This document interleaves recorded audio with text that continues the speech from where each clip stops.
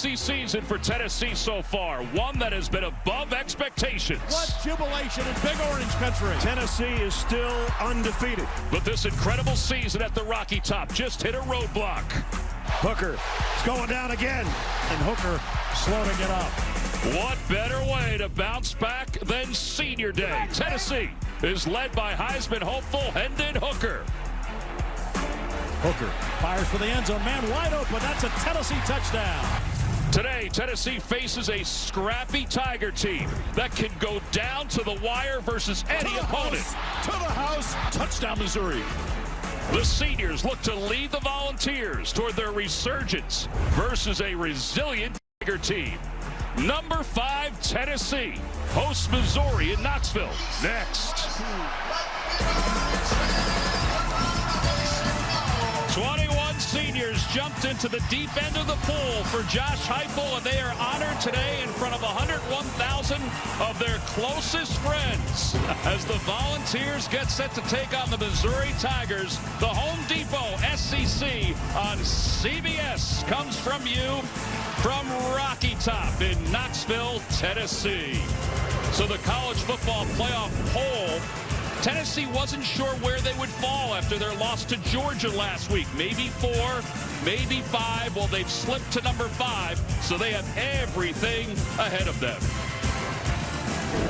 Hey everybody, I'm Tom McCarthy along with Rick Neuheisel. We'll hear from Sherry Burris in just a little bit and Gene Steratore a little later on. All right, so give me a little bit of a scope of what both teams are experiencing right now. Well, both suffered tough losses last week, but their goals are all there still in front of them. Expect a little urgency today. Tennessee trying to impress the committee and Missouri trying to get the bowl eligibility. Yep. No time like the present. This Tennessee team through 8 games had one of the most prolific offenses in all of college football. 49 points per game, 553 yards per game. They still do, but last week just 13 points and 289 yards per game. Well, the Home Depot do Project Smarters. They certainly lean on Hendon Hooker. There's no question. Josh Heupel was smart to give Hendon Hooker the keys to this car. Look at, here he is against arch rival Alabama. He sees Jalen Hyatt split the defenders. He puts the ball right on the money. Last week in Athens, he's got the same receiver. He's got the same route. Georgia gets him maybe a little pressure in his face. He misses it just by a fraction.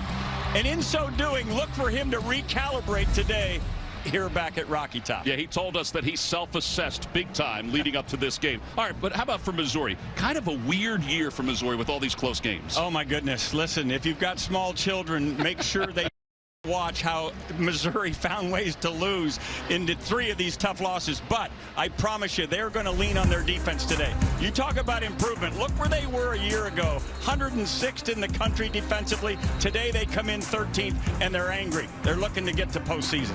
They're angry, and Eli Drinkwitz just received a contract extension, so they think the world of him in his 3rd season as the head coach of Missouri. Meanwhile, Josh Heupel, well, he feels like he can run his offense the way he wants to here at Tennessee. And they're on the doorstep of something really special. And for more on that, let's go to Sherry Burris. Well, Todd, here in Neyland Stadium, they already exercised one demon this year, beating Alabama. Because of that win, they had to reinstall the goalposts, but now they are also 1 win away from a perfect season. They haven't accomplished that feat since 2007, and in total, they've had 36 unblemished records here, so they have a chance to accomplish that feat here today. And as Hendon Hooker told us, quote, protecting home ground is sacred to us. Yeah, I loved that comment, protecting home ground to the Tennessee Volunteers. That was an awesome statement by a leader of this team. All right, so Tennessee will kick off to start today's ball game. Back deep to receive for Missouri is Chris Abrams-Drain. Well, he's one of 2 that are back deep to receive. Luther Burden is the other one, the outstanding freshman from Missouri. Well, here we go. The final home game for the Tennessee Volunteers is underway. And Abrams-Drain will return this one. He's got some yards up across the 25 to the 27-yard line. It's a 12-yard return. Now it's time for Papa John's as we take a look at Brady Cook. the starting quarterback for Missouri. What do you think about him there, Rick? You know, he reminds me a lot of a young Bo Nix, blessed with all kinds of ability, just yet to get to full consistency. They're going to need him to be consistent today if they expect to win in a raucous environment like this. Yeah, no 300-yard games for Brady Cook. That's not his style, although they be in the future. And look for his legs to factor in the game today. He scored 2 touchdowns last week against Kentucky on the ground. Cody Schrader is the tailback in the backfield. He's the transfer from Truman State. Got a man in motion. They do a lot of motion. That's Burden, the freshman. They throw it underneath. Pass is complete to Lovett, and Lovett is shuttled out of bounds after a gain of 4 yards. All right, so taking a look at the offense, we talked about Cody Schrader. They think they may have given him too many reps, so they'll probably circle him in and out today. 2,000 yards last year, as you mentioned, at Truman State. So that's a Division II school. It's a step up in competition, but he's an outstanding player, and they'd like to get him the ball. 2nd down and 6. The ball at the 30-yard line. In motion is Mookie Cooper for the Tigers. This crowd will be a factor today, even with the rain that has fallen. They hand the ball off to Schrader. And Schrader's dragged down after a gain of 2. Omari Thomas makes the tackle. We got a chance yesterday to talk to Trey Flowers. What a pleasant kid, and he's going to be good on the next level. And he wants people to realize Tennessee isn't just an offense. there's a defensive heart and soul here on Rocky Top as well. An outstanding player. Fun to find out he's a great baseball player as well. All right, so 3rd down. This is a key factor for Missouri. They won against South Carolina because they converted on 3rd down. Facing a 3rd down here. 3rd and 4. They need to get to the 36-yard line for a 1st down. Cook. Pass is knocked away. It's an outstanding defense for Tennessee. To Marion McDonald right there, just jumping the little slant route. Outstanding play by the Tennessee defender. Well, there you see, he just cut himself inside. You can see him kind of grab. Sometimes you get in trouble with that, but he let go, so he didn't get the flag, and he gets Tennessee's defense off the field. All right, so Missouri will kick off.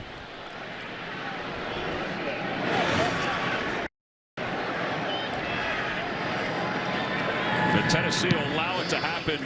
Pretty good punt. And the Volunteers will see if they can get some extra field position. They do, inside Missouri territory. We got a flag back inside the 20-yard line. D. Williams with some explosiveness. Looked like a block in the back there, Tommy. Yeah, great return, but I think it's all for naught. Yeah, 47-yard punt.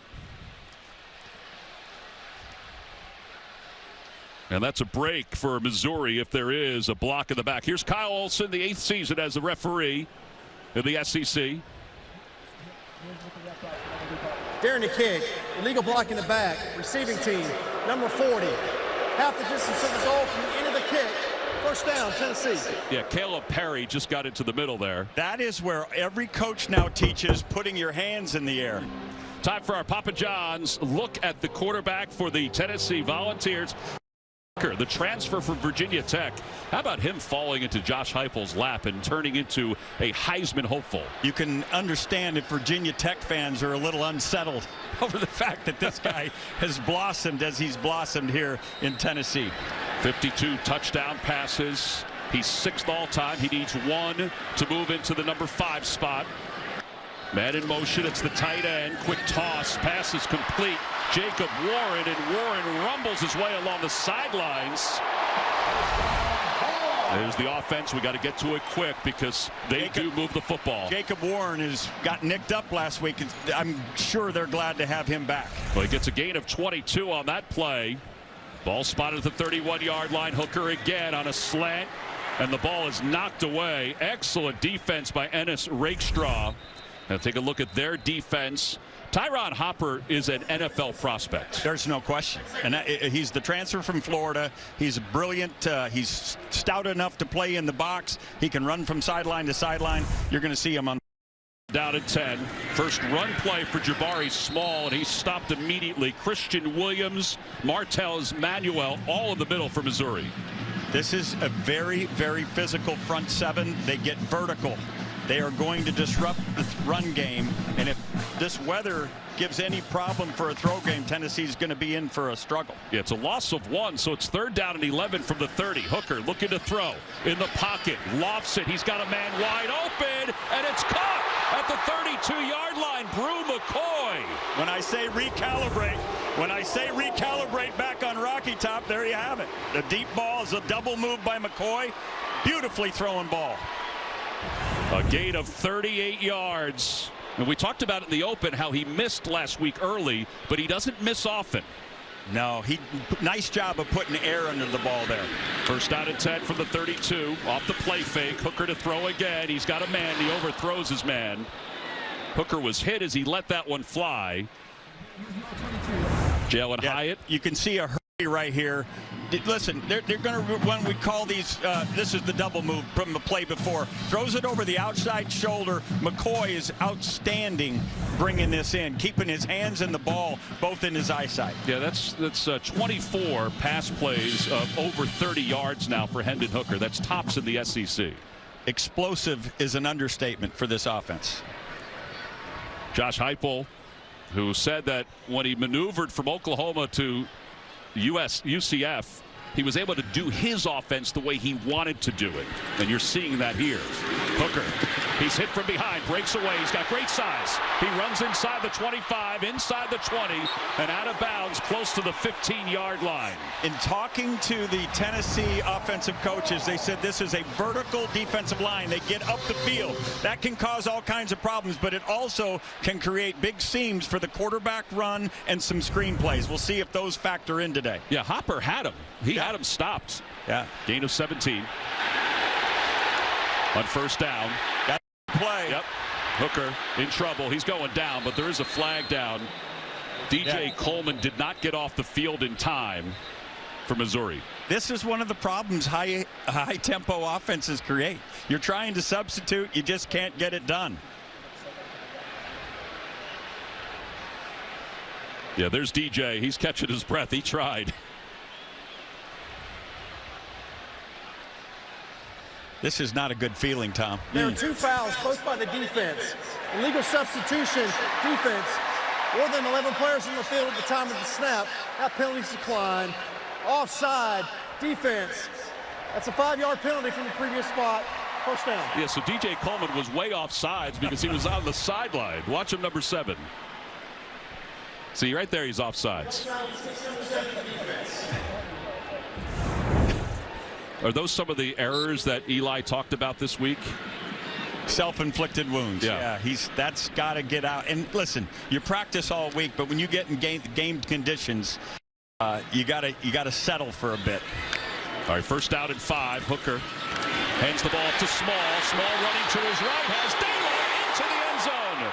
Touchdown, Tennessee.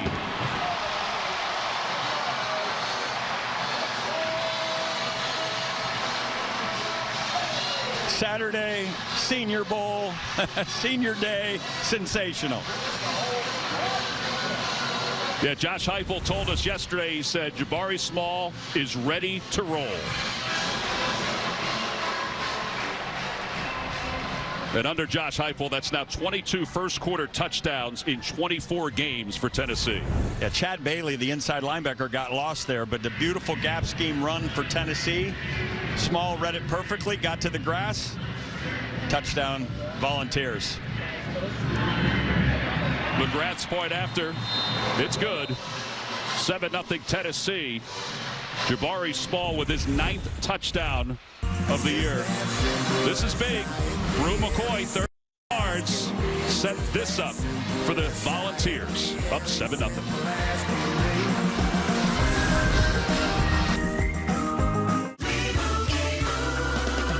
Doug. Paramount Plus. Head to ParamountPlus.com to try it for free. 7-0 Tennessee. 7 days, 91 yards, and a 10-yard touchdown run for Jabari Small. Tommy, you're going to be watching that Yellowstone thing. I am going to be watching that. I can see it in your eyes as you did that read. All right, so let's talk about keys to an upset. We'll do that in a second. All right.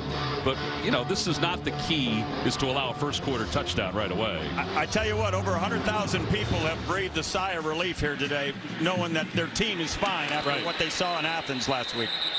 All right, called for the fair catch, even though he tried to run it. All right, so let's talk about what Missouri needs to do to win this game. Well, listen, we talked about 30. If you look at the profile of their win at South Carolina, you just got to reproduce that. Third down, 50% or better. That was the case when they were in Columbia. They got to be good when they get to the red zone. They've got to get touchdowns, not field goals. And this defense, they were +2 when they played South Carolina in turnovers. They've got to find a way to give their offense some short fields. Well, Brady Cook's second series, and Taj Butts will first run in the backfield, the redshirt freshman from St. Louis. Eli Drinkwitz and his crew have done an excellent job recruiting in Missouri. In motion is Lovett. Cook looking for Lovett, and he overthrows him by a wide margin. Probably a wise decision. Yeah. He was not open. To throw that away was wise. You know, one of the things Eli Drinkwitz has to do for this young quarterback is give him what we call scripted throws, which are easy throws where he's not really reading a defense. He's just throwing it to one of his guys in his same color uniform and see if they can get something so they can make third down manageable. Did you always script plays the first 10, 15? Oh, absolutely. He's poking and prodding. He's like a guy dissecting a frog right now. Little pitch to the outside for Elijah Young. And you do that, Tom, by getting different personnel groups, lining people up where you might think you have a personnel advantage, seeing how things look in different formations. So he's looking around right now to see what his plan will evolve to today. 6, it's 3rd down and 4. They need to get to the 34-yard line for first down. Here's a perfect example. Look at this formation. Yeah, a little bunch formation on the near side. See it at the bottom of your screen. Empty backfield. Play clock down to 10. Cook looking that way. He can run, but he's not going to be able to run for the first down. Wrapped up immediately and taken down at the 31-yard line. Byron Young was there to make the tackle. That's 0 for 2 now on 3rd down. That is not the way Eli Drinkwitz wanted to start. He had one-on-one to the bottom of the field and had an opportunity to take a one-on-one shot. Decided to stay with the read, and unfortunately, protection gave in. You know, probably more of a coverage sack. Yeah, and Byron Young last week, he came in to the Georgia game with 13 pressures on the year. Last year, none. Last week, none against Georgia. The Byron Young story is a sensational one. Stonehouse, second punt of the day. D. Williams lets it bounce. But it's stopped inside the 30-yard line. Well, Hendon Hooker had a very profitable first drive. He went over 10,000 total yards for his career as a college football player. He's coming back out when we return. At Jersey. A week ago in Sanford Stadium in Athens, you wanted to see that long pass completed, and we got it. Here he's back to being the dual threat quarterback and then the running game. They were less than 100 yards a week ago. Looks like they're off to a good start here against Missouri. Important drive here for this Missouri defense because this offense for Missouri is not equipped to play from behind. So Hooker 2 of 4 for 60 yards. Cooper Mays is his center. He's solid. Next to him is Jerome Carvin, making his 57th career game start. That sets a new Tennessee record. That's small out of the backfield. And Hopper is able to wrap him up and take him down after a gain of 5. That's a scripted throw. They've got a little sweep. It's just an extended handoff. Get it out there and see if Small on the grass. Yeah, just using the athleticism of the Volunteers. On second down off the play fake. Hooker, middle of the field. Pass complete to Hyatt. And now Hyatt explodes inside territory. This is the hallmark of Tennessee's offense all season long. They give the ball in the back, commit people, and then work to the inside of the field. And Jalen Hyatt's been the chief recipient of all those throws. 25-yard gain. He has 995 yards now in the air receiving this season, as Small is able to get a few yards before Hopper wraps him up. And this is where you start to gas that defense. They're not able to substitute. You see Tennessee's not putting new players in. These guys are trying to figure out what the down and distance is. It's complicated. Second down at 8. Another pass play to McCoy. And you hear the brew in the background from the fans. He's going to have a first down to the 35-yard line. Interesting story for Brew McCoy. You know, Texas, USC, now Tennessee. He's been all over the place, but I guarantee you he's found a home on Rocky Top. Yeah, they said he came in refined already, and that's because of the stops he was at. That's right. He was just shy of the first down, so it's third down and less than 1.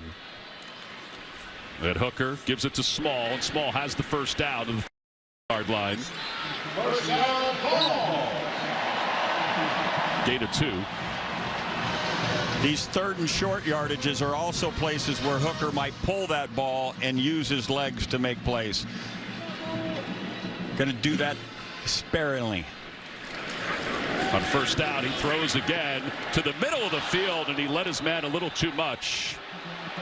Rakestraw with some good defense from the backside. All right, give me some advantages, Rick, of speeding it up. Well, you test their conditioning, right? You limit the inventory of the defense. They can't make as many calls. You can see them substituting right now, but it becomes complicated to get fresh bodies in the game. And then, as I mentioned, situational awareness. Is it 1st and 10? Is it 3rd and 4?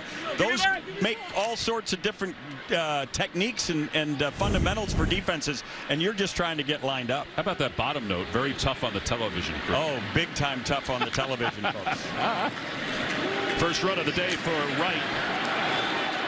And Wright is stopped at the line of scrimmage.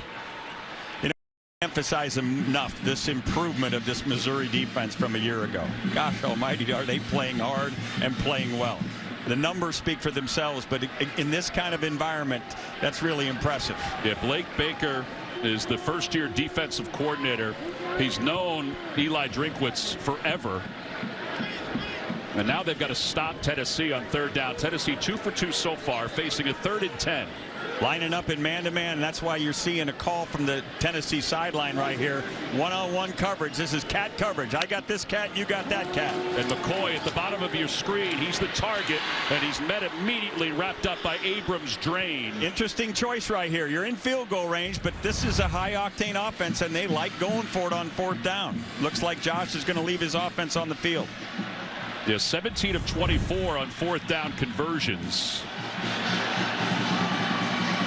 Up 7-0. They spread out the receivers. Man-to-man again. Hooker has time. It collapses, and he's taken down. Excellent pursuit. DJ Coleman will get the sack on that one. What a huge stop by Missouri. It really important to keep this a one-score game this early here. Man, Tyron Hopper is unbelievable from the linebacker position. I'll guarantee you there's 32 NFL scouts here saying it. So exactly that same thought. Big time stop for Missouri. They stop Tennessee on 4th down, and we'll take over when we get back. Against Virginia with their defense. 2 pick sixes in 16 seconds to start the game against Brennan Armstrong. It's now 21-0 still in the first quarter as we go back to T-Mac and Rick in Knoxville. Well, Rick, as a head coach, you got to love when your defense gives you 2 pick sixes to start the game. That's a good start. Yeah. God, I'm calling a hot game, aren't I? Well, Adam, we appreciate it. We look forward to hearing from you guys throughout the afternoon. Missouri takes over after a defensive stop. In motion is Lovett. They fake the handoff to him, and Cook will run it, and he's got a first down up close to the 45. This is exactly another scripted play. You get to see what they're going to line up in empty, and they're going to use Brady Cook's legs. It's an important part of this offense. Normally they reserve it for the red zone and 3rd and 4th down short yardage plays, but this game's too big in this kind of environment to wait that long. Schrader will check in the backfield. And Cook thought about running again. He's going to run again. He's inside Tennessee territory. And then out of bounds inside the 40. McCullough gave him a look out of bounds. The indicator, when you see the running back leave and the linebacker leaves with him, you're in man-to-man. Who's covering the quarterback? They lose contain. Cook makes another big play. And Tennessee was aware of the athleticism that Cook has running the football. They told us that yesterday. I go back to my Bo Nix comparison. Yeah. Bo Nix right now leads the country with 13 rushing touchdowns for quarterbacks. Here's Young. Oh, he made a man miss in the backfield. That's a heck of a miss. Flowers knocks him out of bounds. Byron Young was the guy who missed in the backfield, and that's hard to make him. There are some people excited for Elijah Young here. He's from Knoxville. This youngster grew up here in town. You making somebody miss in front of this crowd is fun for him. Gain of 7. It'll be 2nd and 3. This is exactly what Drink wants. He wants to have the down and distance in his favor so he can roll all kinds of dice. That's Lovett again in motion. And Cook looking to that side of the field, dumps it off to Young, and nothing doing. Read beautifully. Jalen McCullough, loss of 2. Eli talked to us about what they have to do. 3rd down, they've got to beat South Carolina today. Yeah, he actually gave us a better number than that because some of those 3rd downs were concessions at the end of the game where they took a knee. But this is manageable. 3rd and 4, and the quarterback's legs are in play. 0 for 2 so far in 3rd downs.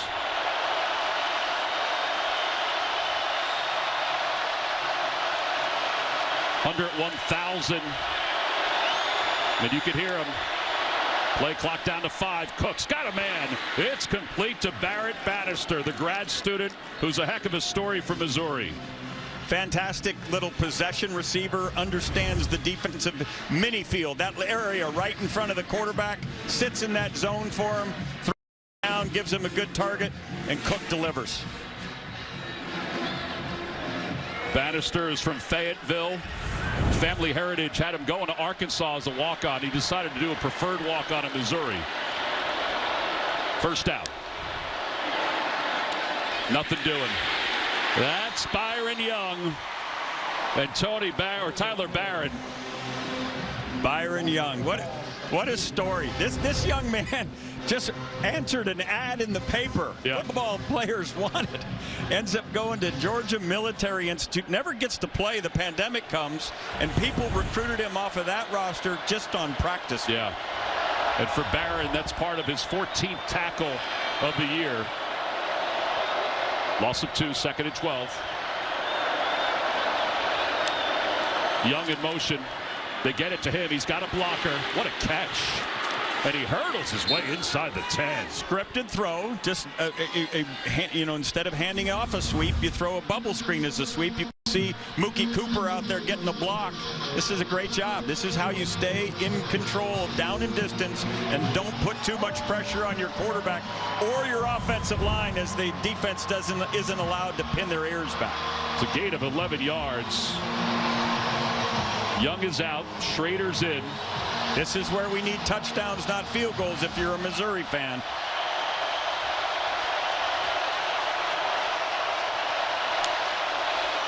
Cook's going to run it. Tries to step inside. It was met beautifully by Tennessee's defense. Decision time for Drink. Oh, he's going to get some points. Aaron Beasley with a heck of a shed to get that tackle. What do you think there, Rick? I think based on what you've seen so far of your defense, I'm okay with this. It keeps the game in rhythm, keeps the game going. Harrison Mevis needs to knock this through, of course. He's been outstanding from 50. Yeah. The 10 that make you nervous. Well, the thicker kicker is on. Good snap, good hold. Flags come in. He drills it. And we'll wait and see who the penalty is against. This could be a big-time penalty. If they're pointing it at Tennessee, and if that's the fact, we're 1st and goal. Yeah, they're waving the offense back onto the field. What a mistake if it is against Tennessee.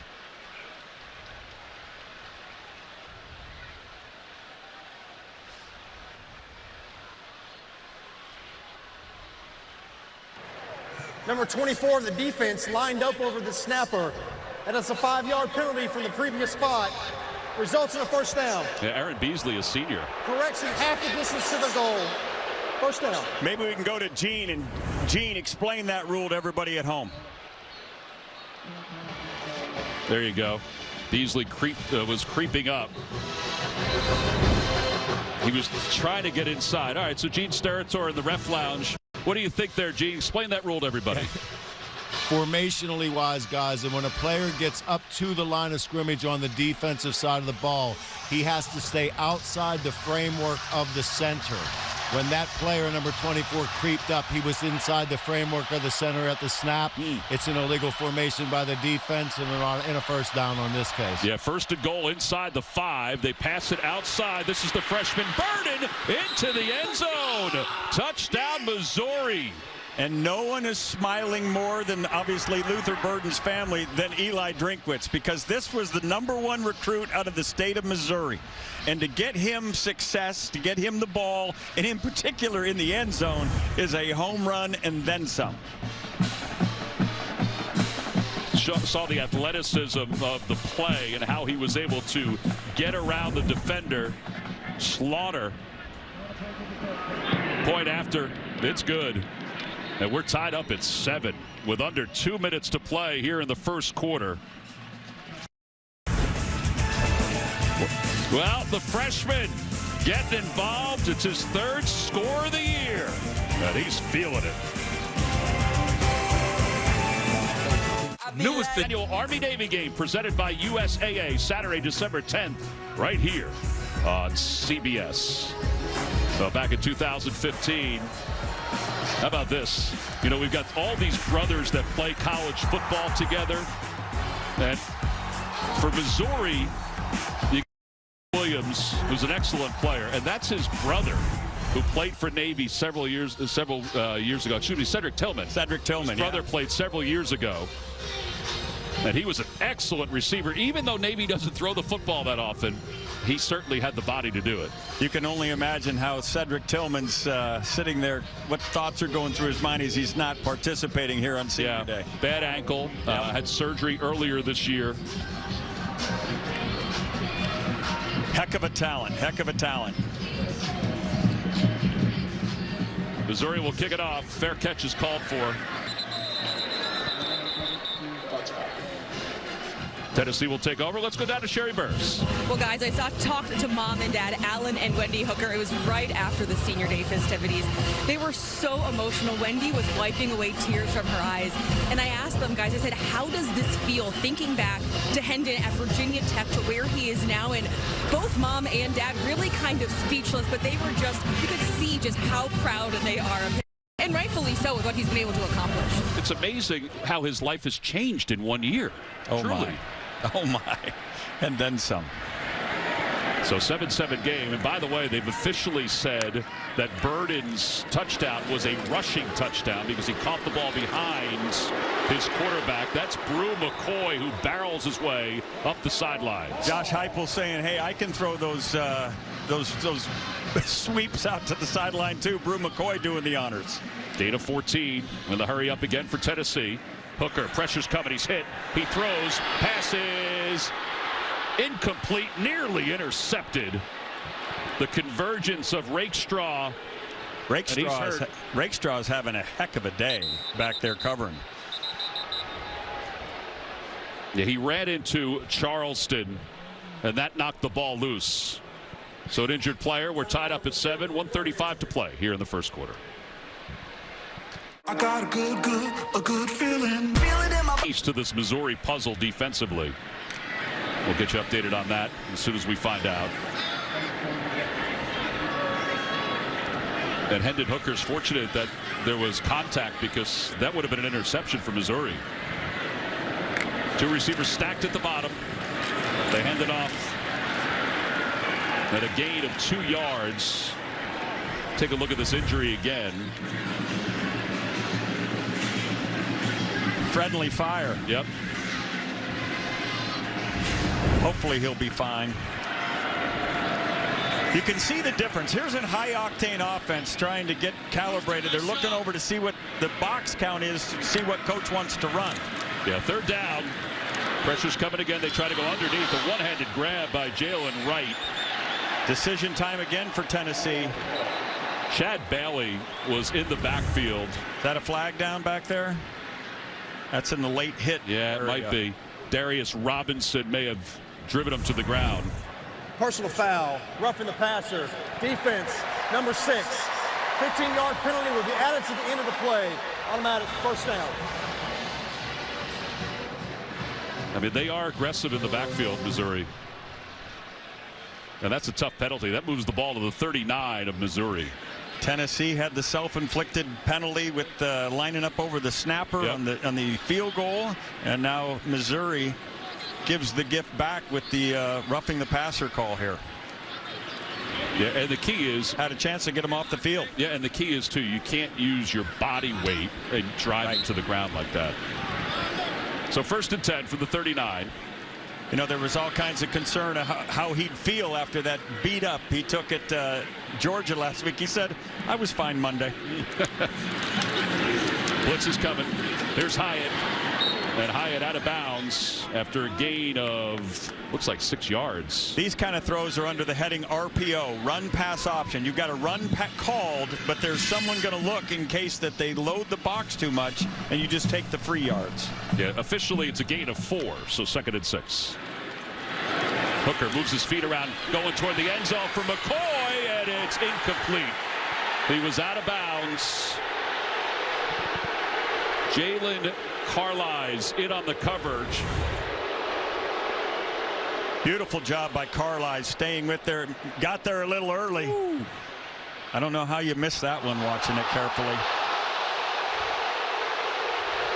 The only thing possible is the ball is out of bounds, but that's getting there early. Yeah. The alarm went off a little early there, Tom. So 3rd down and 6. Big 3rd down. Probably 2 downs, though, at this point in the field. Yeah, we've kind of seen that before. They hand it off to Wright, and there's nothing doing there. Wright. By virtue of that play call, though, you're telling you they're going to go for it on 4th. Well, again, this Missouri defense, that's George who was there to make the contact. It's a gain of 2. Now, the last time in this situation, they had a slant from the field open. We'll see if they go back to it. On 4th down, 0 for 1 so far today. They have trips to the top. And that'll end the 1st quarter. Well, it's been very entertaining, this 1st quarter of football. Hey, mission accomplished if you're Missouri right now. 7-7 game. The Volunteers on Senior Day will have a 4th down when we begin the 2nd quarter right after this.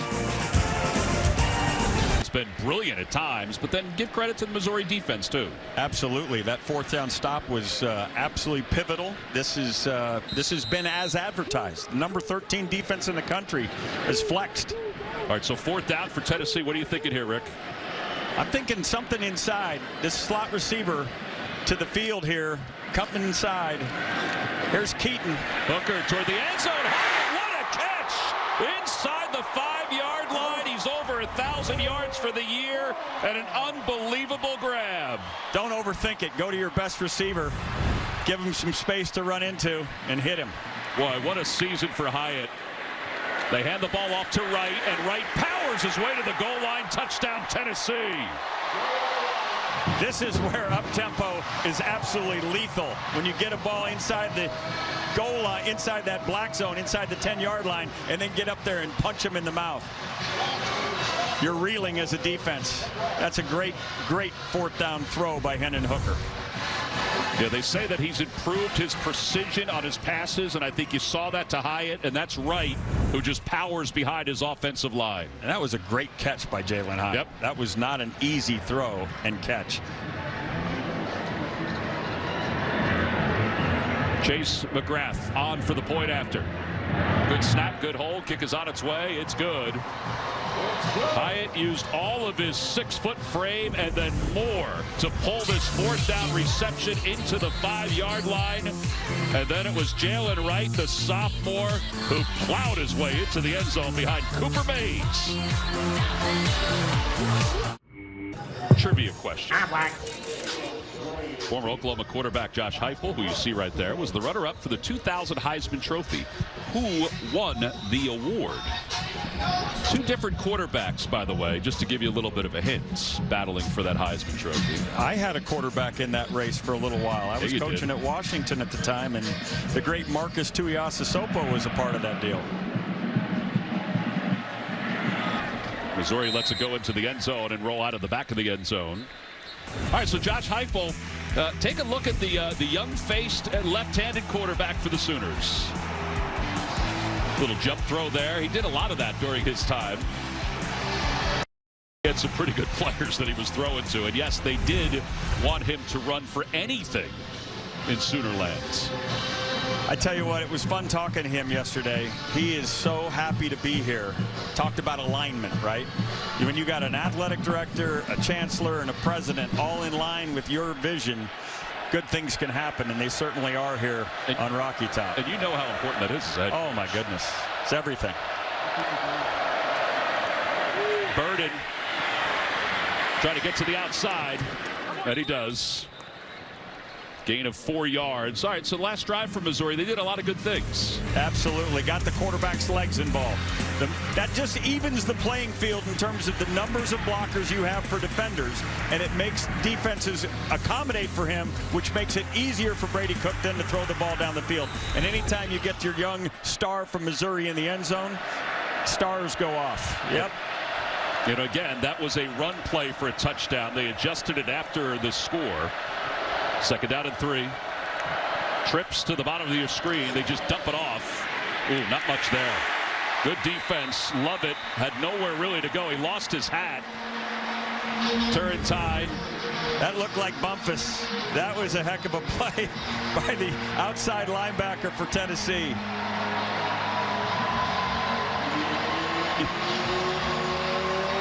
No, it was Brandon Turnage. Brandon Turnage making the play. Outstanding tackle in open space. So 3rd down and 7. We get back to that 3rd down conversion deal.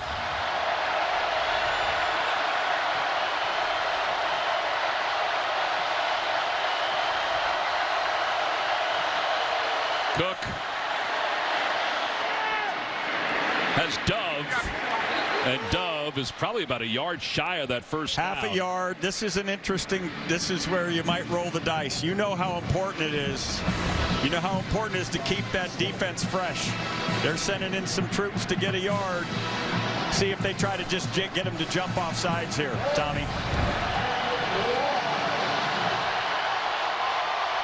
4th down and 1. Dove got off late.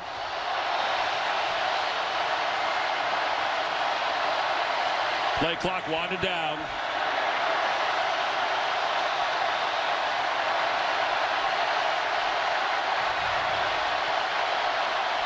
Down to 0.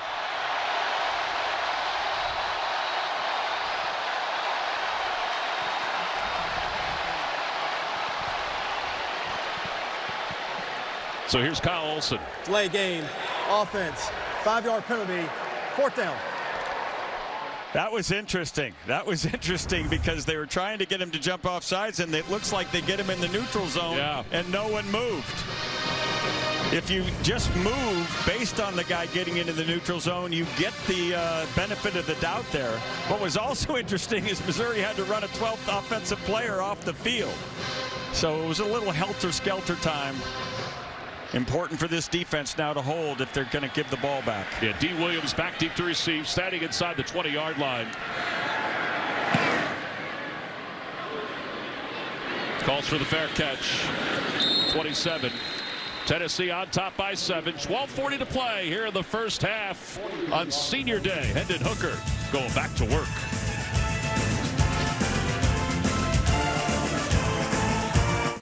And new NCIS, Monday, 9. But today, Drew Pine has already tied a career high with 3 touchdowns. And check out this grab by Braden Lenzy off the defender's back and then shows it to him with his right hand. Another look, doing things behind people's back. It's 21-6, Irish in Baltimore as we go back to T-Mac and Rick in Knoxville. Notre Dame on top. All right, Adam, thank you very much. It's a tradition, Notre Dame Navy. They play each other every single year. It's a great story. Yep. It's a great story how Navy looked after Notre Dame back during the World War II days and kind of saved them. And the payback is we're going to play every year.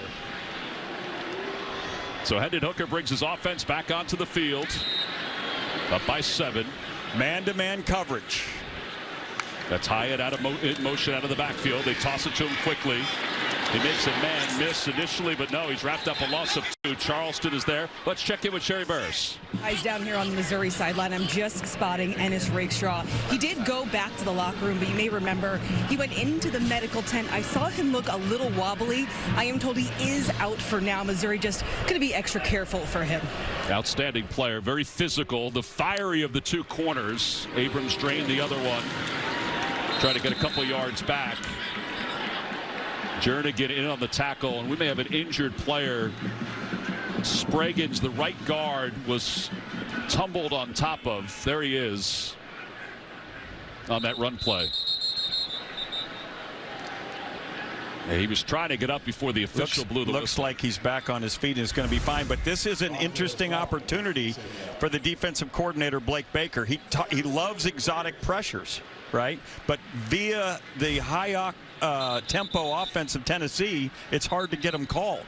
You just don't have the opportunity. He said if he got 3rd down and the clock got stopped, you might see some exotic. So we'll wait and see if he turns that in. You know, his mentor was Manny Diaz. Yes. Manny is the defensive coordinator now for Penn State, former head coach at Miami. And having coached against Manny when he was at Texas while I was at UCLA, you keeping all that together? I got it. Texas, UCLA, I got it. Manny came with more kinds of pressure than you could shake a stick at. So we'll see if he dials up an exotic because he's got the luxury of time here. Jabari Small checks back into the game in the backfield for Tennessee. Jackson Lampley is in as the right guard, taking over for Spraggins. They're not lined up correctly. No, they're not. Well, let's see if Hooker can take advantage. Hooker, middle of the field, diving catch. Boy, what an unsung hero Ramel Keaton has been. He's starting today because Cedric Tillman's not available. He's got 3 touchdown catches on the season. Every time you throw it to 80, something good happens. Diving grab, a gain of 14. And again, that's the precision that they talk about with Hooker, that he's gotten better over the last year. Well, the width of these splits limits what you can do throwing to the outside. So almost every throw he makes this season is coming to the inside, and he is drawing bead. Spraggins, by the way, is back in. Hooker will keep it himself. Tried a little high step. And a flag comes in. Gonna call that little horse collar there? Tyrone Hopper, Tyron's cousin, was there to make the tackle and probably is the guy that's penalized. It looks as if that's what the... Yeah. Personal foul, horse collar tackle, defense, number 5. 15 yards will be added to the end of the play. First down. Okay, so the nameplate. The defender wants to know about the face mask that Hendon Hooker grabs right here. Oh, yeah, right there.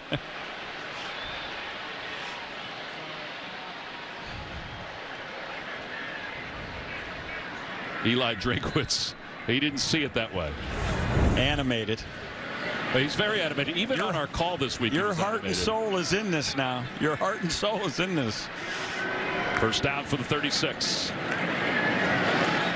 Toward the middle of the field. Drew McCoy high in the air is able to reel it in. Rakestraw is back in. And McCoy with a wonderful grab. Got a Missouri defender down. Gain of 17. That's Hopper, Tyrone Hopper, who's down on the ground. The cousin of Tyrone Hopper, right? So an injured player. Tennessee's moving the football. We'll be back right after this. Coming to CBS, an event that's really big deal. Pickled, a celebrity pickleball tournament hosted by Stephen Colbert, benefiting Comic Relief.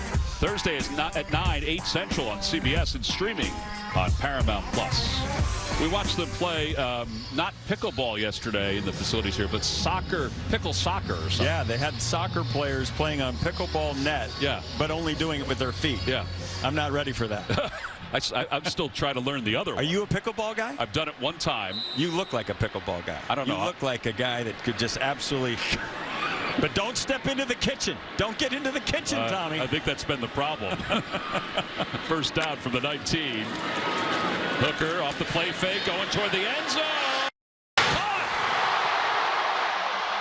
Let's see if he's in bounds. Looks like the back of his hip lands in bounds. Another perfect throw by the senior quarterback for Tennessee. Hooker is back. Bridgeton Fant, his first touchdown reception of the year. And there is his butt on the back of the end zone. What a grab. You've heard of the butt fumble. Now you've got the butt touchdown. You know, Zook just did that, talked about that Notre Dame highlight, which was an unbelievable grab. If you haven't seen it, that was an unbelievable catch. So Fant now is thrown, rushed, and caught for a touchdown this year. Point after is good. 21-7 Tennessee. They got the tight end involved. Again, precision, a beautiful pass, and an even better catch. Tennessee up by 2 scores. You think parents like this on senior day? Oh, yeah.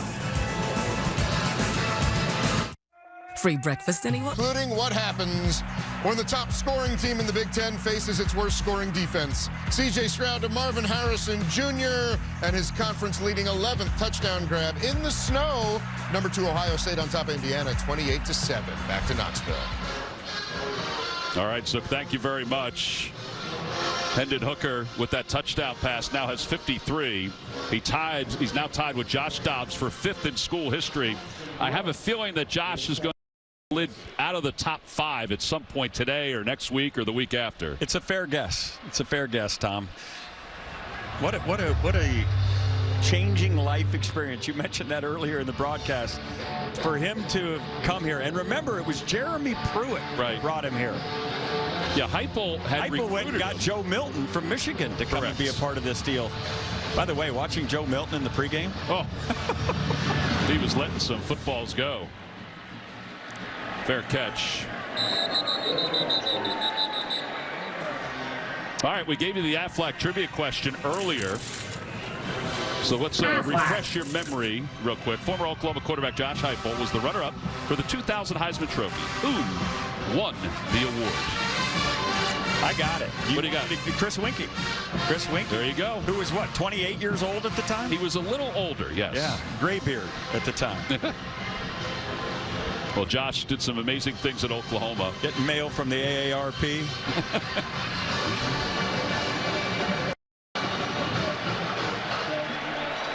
First down for Brady Cook.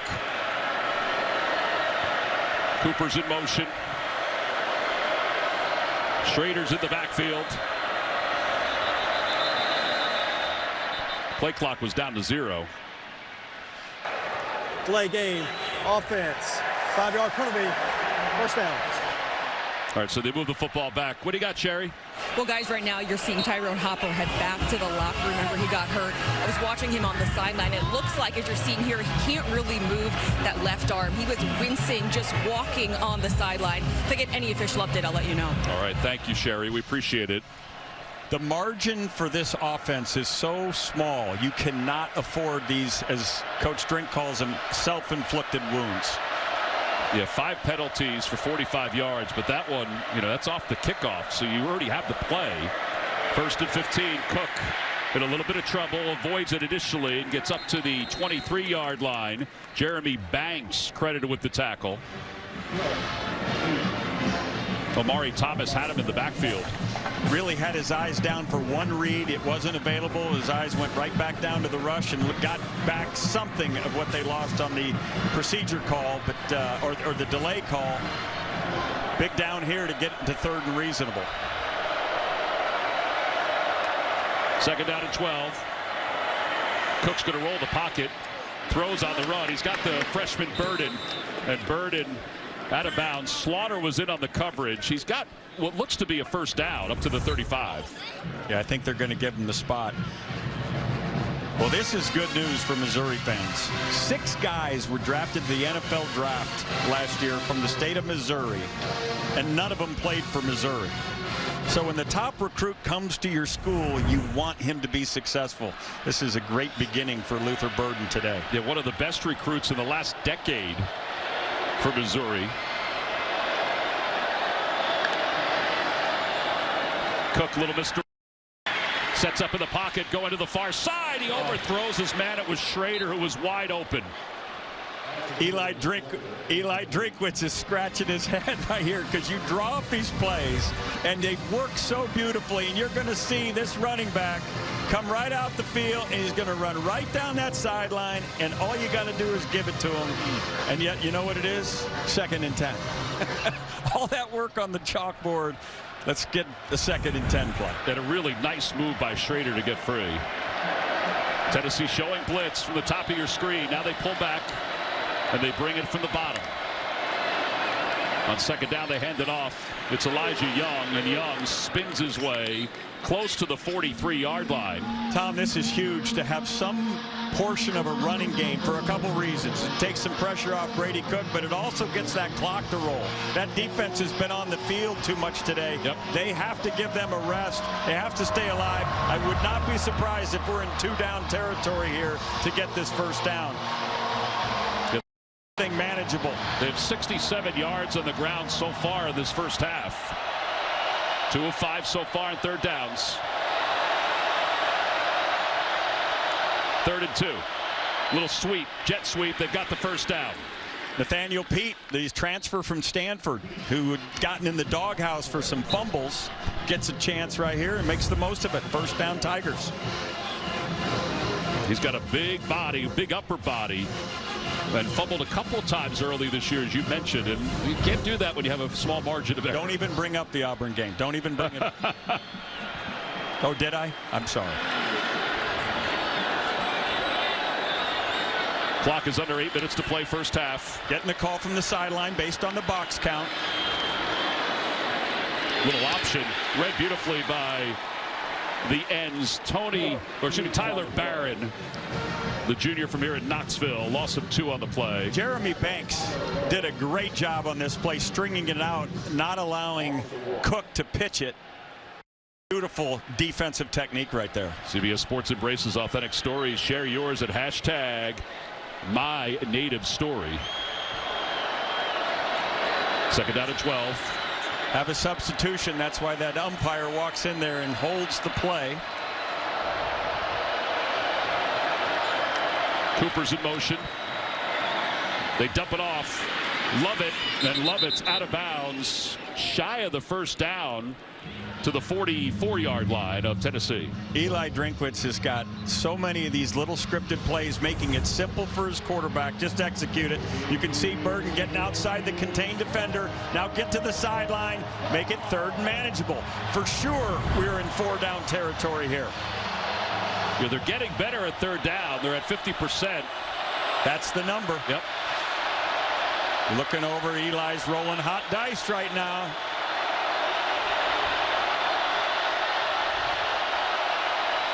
Pete's in the backfield. Play clock down to 3. They give it to Pete. Barrels toward the middle. Maybe got a yard, but that's it. I think he's short. Yep. But look for them to have a 4th down play here. Aaron Beasley came up for the middle linebacker position. And they're back on the ball, maybe trying to take a little page out of Tennessee's book with some tempo here. They substitute Schrader for Pete.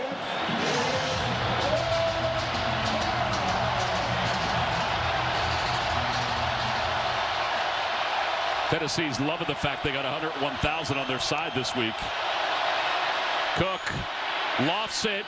Pass is caught at the 20-yard line. Dove is going to go into the end zone. Touchdown, Missouri on 4th and 1. It's a 43-yard pass play, and they're all smiles on the Missouri sideline. What a beautiful adjustment by Toski Dove here. It's running a corner route, and it's pretty well covered. But in terms of what the quarterback does, he backs it. You can see Toski Dove right here. He's going to head out. This ball goes back inside. He turns back into the inside, makes the play, and free safety unfortunately overruns it. Jalen McCullough right there wants that one back. Point after is good. Beavis has been perfect this year, and it's back to a 1-possession game. Oh, this is a beauty. You rely on his athleticism, and he takes it into the house and tightens up the score. The dub flies. So who's it going to be? Tom? Danny? In 3 games. Yeah, Cook came into the game 6 touchdown passes, 7 interceptions. So they're playing close to the vest, but Kickoff and a fair catch.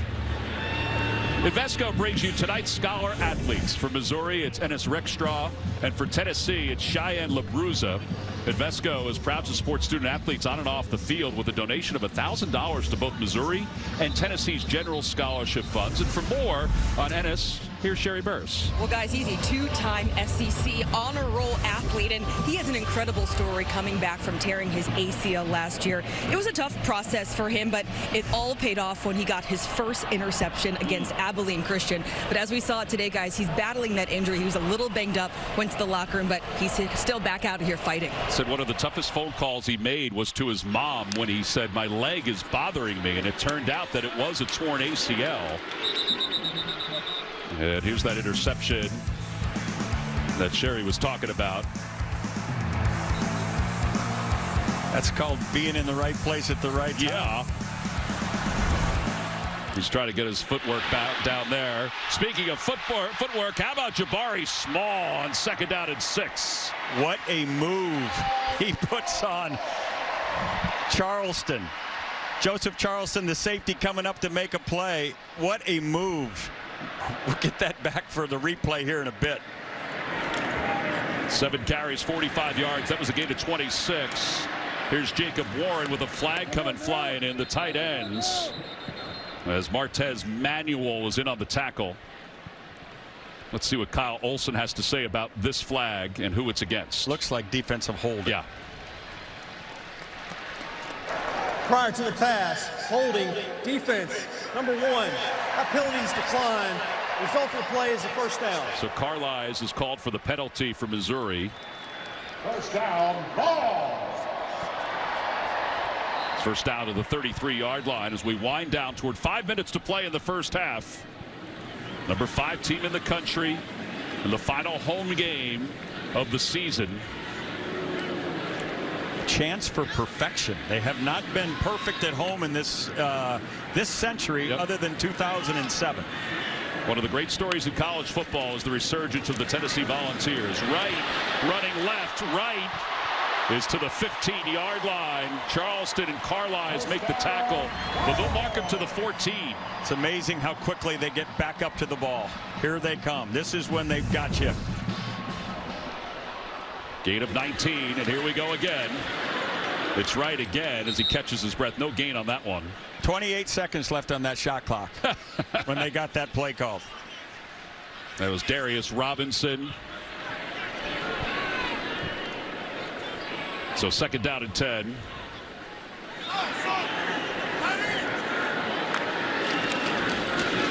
Hooker keeps it himself, and Hooker high steps to the 5, crosses over to his left into the end zone. How do you want to spend senior day, son? Wow. His 5th rushing touchdown of the year. It also marks the 15th time in his college career he's got a rushing and passing touchdown in a game. I don't know. How about I just run for a touchdown, throw a touchdown, and do it in front of 100,000 of my closest friends? And they do it in an explosive fashion. 1:42. McGrath with the point after. It's good. He's 6'4", and he can throw. He can run. We'll be back in 30 after Tennessee puts another 7 on the board. This thing, it's making me get an ice bath again. What do you mean? These straps are mind-blowing. They collect hundreds of data points like HRV and REM sleep, so you know all you need for recovery. And you are? I'm an investor in Invesco QQQ, a fund that gives me access to NASDAQ 100 innovations like wearable training optimization tech. How long you... I'm done. Become an agent of innovation with Invesco QQQ. I'm okay. Before investing, carefully read and consider fund objectives, risk, charges, expenses, and more in prospectus at Invesco.com. 28-14 with 4:06 to play here in the first half as Hooker just scored on a rushing touchdown. Jackson Lampley is the injured player on the field. He's the backup offensive lineman who did get a few reps earlier at right guard. Now this is after the point after. Everybody left the field and he was still on his back. Looking at a lower body extremity.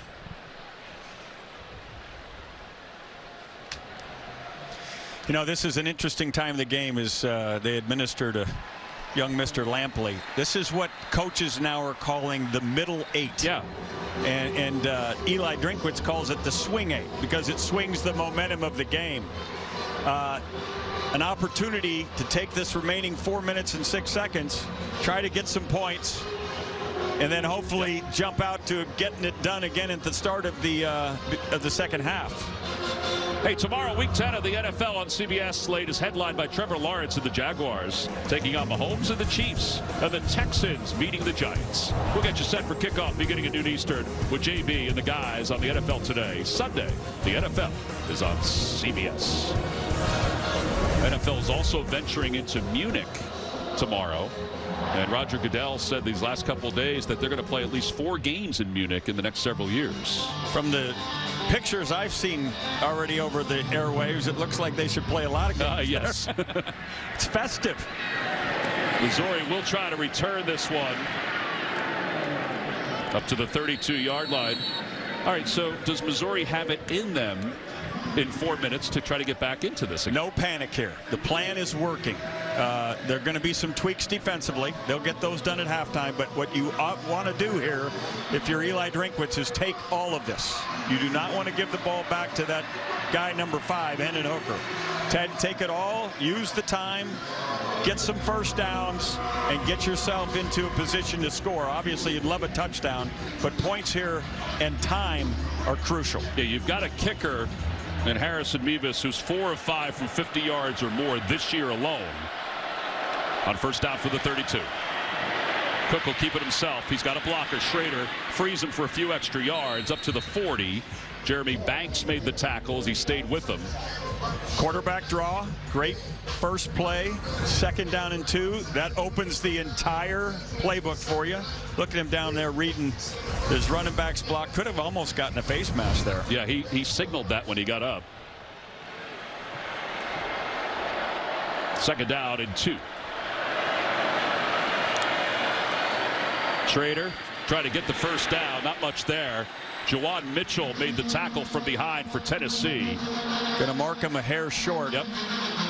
This is, you know, Drink doesn't want to get over his skis here, but this is where you need a first down. I wouldn't be surprised that he's got a 4th down call here too, but you're going to use some of this clock.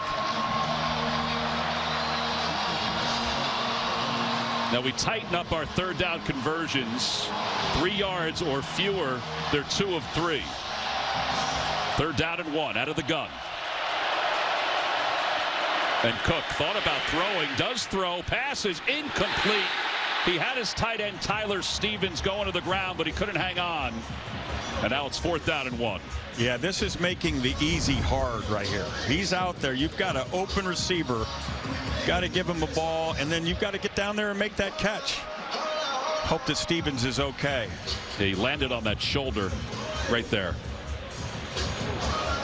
Well, this is not what Missouri wanted to do. Yeah, now you give this high-powered offense. Tennessee's going to be in what we call safe. They do not believe that they're punting the ball. You can see there's going to be no pressure put on this punter.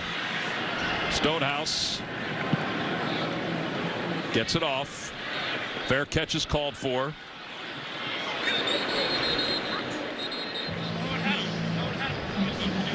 Tennessee will have it at the 22-yard line. So Hendon Hooker going back to work. All right, so we know he's big, we know he can throw, but he also can run. He had over 100 yards in the big win to kind of slay the dragon that was Florida. Right there. Yeah, listen, he's gifted. He's not what you'd call the most beautiful runner. He almost looks stiff-legged at times, but you like the results. And you have to accommodate for his ability to run the ball, or you're going to be in trouble. Yeah, so there he was today. Missouri just found out on that last drive. 4 carries, 33 yards today. His family, he gave us a long list of the 30 or so folks that Sherry talked about earlier today. They give it to Small. Small trying to shed a tackle. Nice tackle by the middle linebacker there, Chad Bailey, kind of the quarterback of this defense. Look, there's no clock offense for Tennessee. They play clock offense all the time. Here's Small again. He made a man miss. There's a flag in. Gate of 2. Normally where you see offensive holding. I think that's on Cooper Mays, the center. Likely.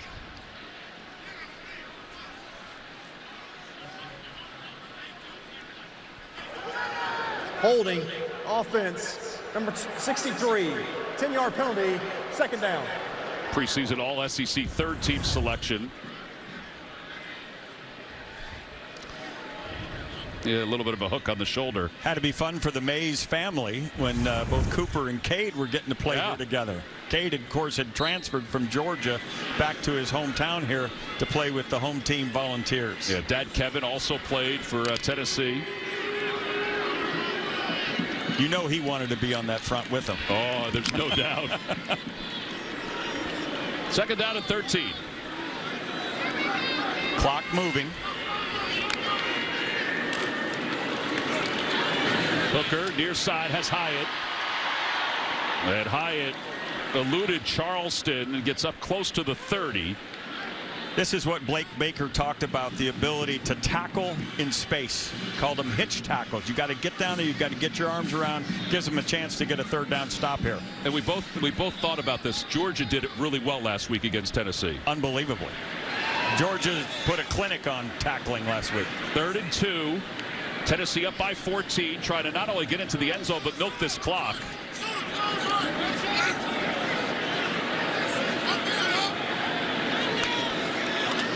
They're going to run the option. Hooker keeps it himself. What a move. And Hooker into the open field. Inside Missouri territory, he ran into his own man. Chris Abrams drain on the tackle, but a huge play. Again, you're playing man. You get that edge defender. The quarterback as a runner is your extra blocker. So first down after a gain of 28 yards. Throws to the sidelines to McCoy.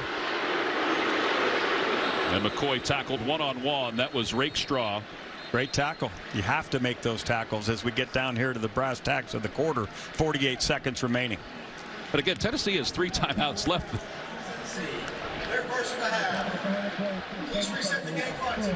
We'll be back in 30 seconds. A timeout called by Tennessee. Michael, you can do anything you want. Why this? I don't want to be stuck behind the desk. But out on your own? I won't be alone. End it. I'll be a part of a team, making an impact. Great job. So what do you say, Mom?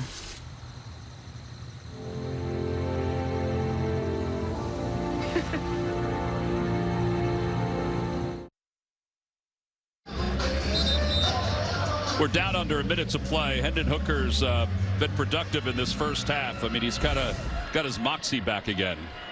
There's no question. I don't think he ever lost it. Remember, he gathered that entire offense in the waning moments of that game at Georgia and said, this is not going to define us. And boy, is it a great performance thus far today. The whole offense is available to him. Yep. On second down and 5, slant to Hyatt, and Hyatt can't hang on. It's almost as if he looked to run, and it wasn't perfect, the pass, but it looked to run before he grabbed it. I haven't seen many of those this year. Haven't seen many of those. There's no question he was looking to see where he was going with the ball. 3rd down now. Probably within the kicker's range right here, but I wouldn't be surprised to see him go for it on 4th down again here, Tom, if this is the line of scrimmage. Yeah, McGrath's career high is 52 yards. His season high is 51. This is probably the slowest you'll see Tennessee run its offense. 3rd down and 5. Play clock down to 5. Hooker middle of the field and another drop. Wow, Hyatt. That's uncharacteristic. Blake Baker has to be counting his lucky stars because you can't give Hyatt that much room in man-to-man coverage and expect to survive. You just can't do it. It's happened now twice. So not going for the long field goal. Instead, on 4th down, it looks like they're going to go for it. If they get this kind of cushion again, look for a very similar type of play. Keep an eye on Hyatt. He's one of the trips to the bottom, and now a timeout called by Missouri. Back in 30 seconds, 42 seconds to play. First half. Did you know you can save with GoodRx, even if you have insurance? You know, I thought my prescription was covered until it wasn't, but GoodRx helps with that. I work for myself, so I buy my own insurance. And I still check GoodRx. I'm on Medicare. I check GoodRx because it can beat my copay. Who wouldn't like that? Even if you have insurance, GoodRx can help you save. Okay, we'll see you next time. Another good reason to check GoodRx.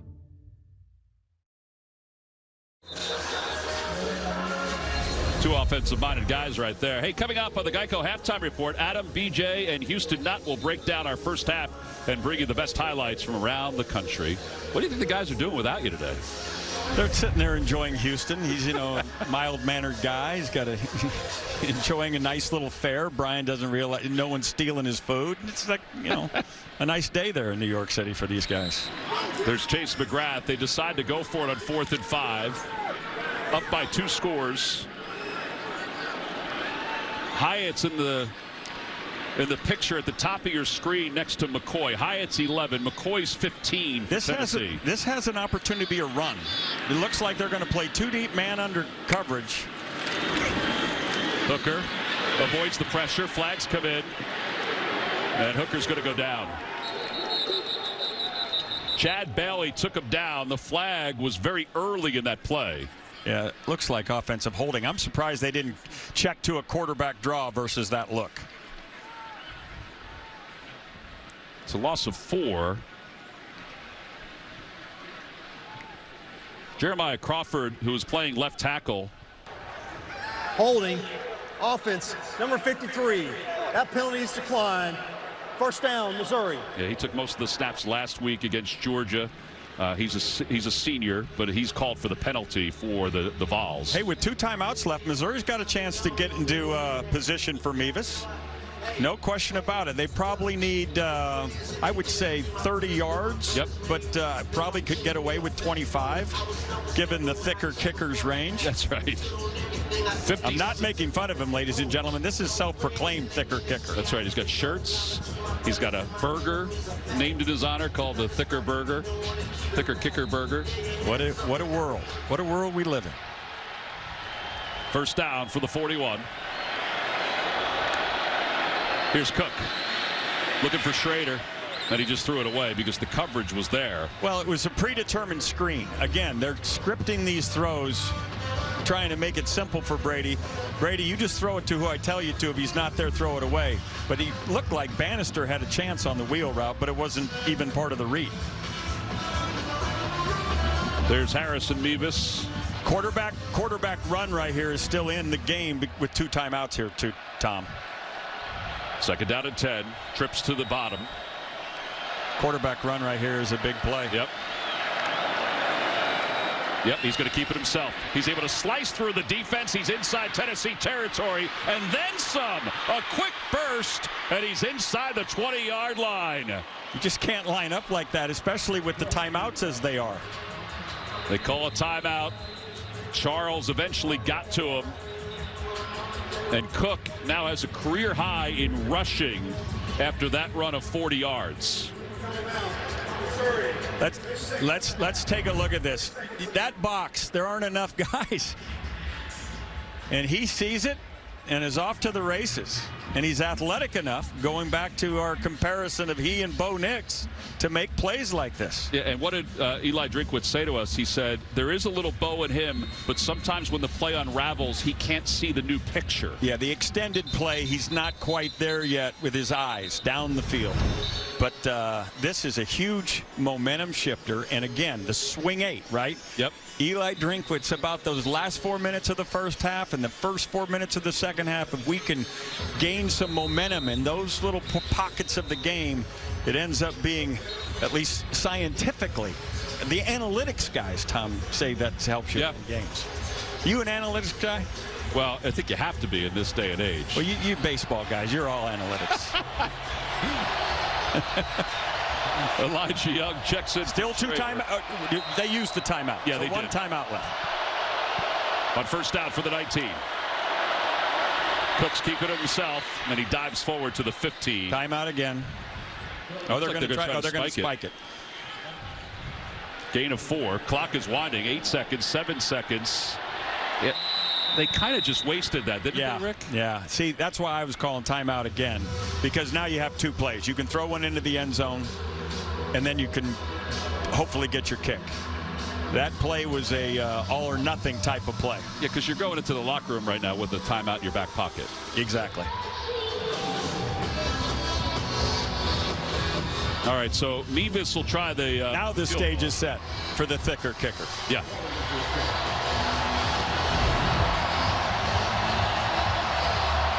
(16 of 21 on field goal attempts. This one will be 33 yards, middle of the field. Timeout is called as the kick is booted through. You know, as we see Josh Heupel freeze up here. Timeout, Tennessee. 30-second timeout. We'll be back right after this. When disaster strikes, what really matters? It's not walls, pipes, or sheetrock. It's not rugs or furniture. What matters most is getting you back on your feet. And you deserve a company that knows what matters.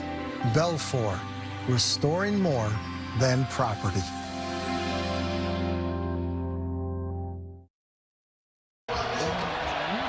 All right, so officially they're calling this a 32-yard field goal attempt. It's between the hash mark, the 33, and the 23 and the 22. Mevis, middle of the field, good snap, good hold. Oh boy, there was almost somebody there, but it's right through the middle of the uprights. And that is the end of the first half. 28-17. Tennessee on top of Missouri. Pretty entertaining on both ends. So that's the end of the first half. For Sherry's halftime interview with Coach Heupel, go to Twitter at SEC on CBS. As we wind down our first half, we send you to Adam Zucker and our New York. They've scored is 23 points against a Power 5 opponent. Right now, everything going their offensive way. They've got to play better defensively. Got to make sure Hooker gets one-dimensional. They can't let him beat him with his legs. Yeah, both quarterbacks have really shown their ability to run the football and do it in somewhat different ways. Tennessee will have the football to begin the second half, so Missouri about to kick things off. Along with Rick Neuheisel and Sherry Barris, I'm Tom McCarthy. Gene Steratore is with us as well.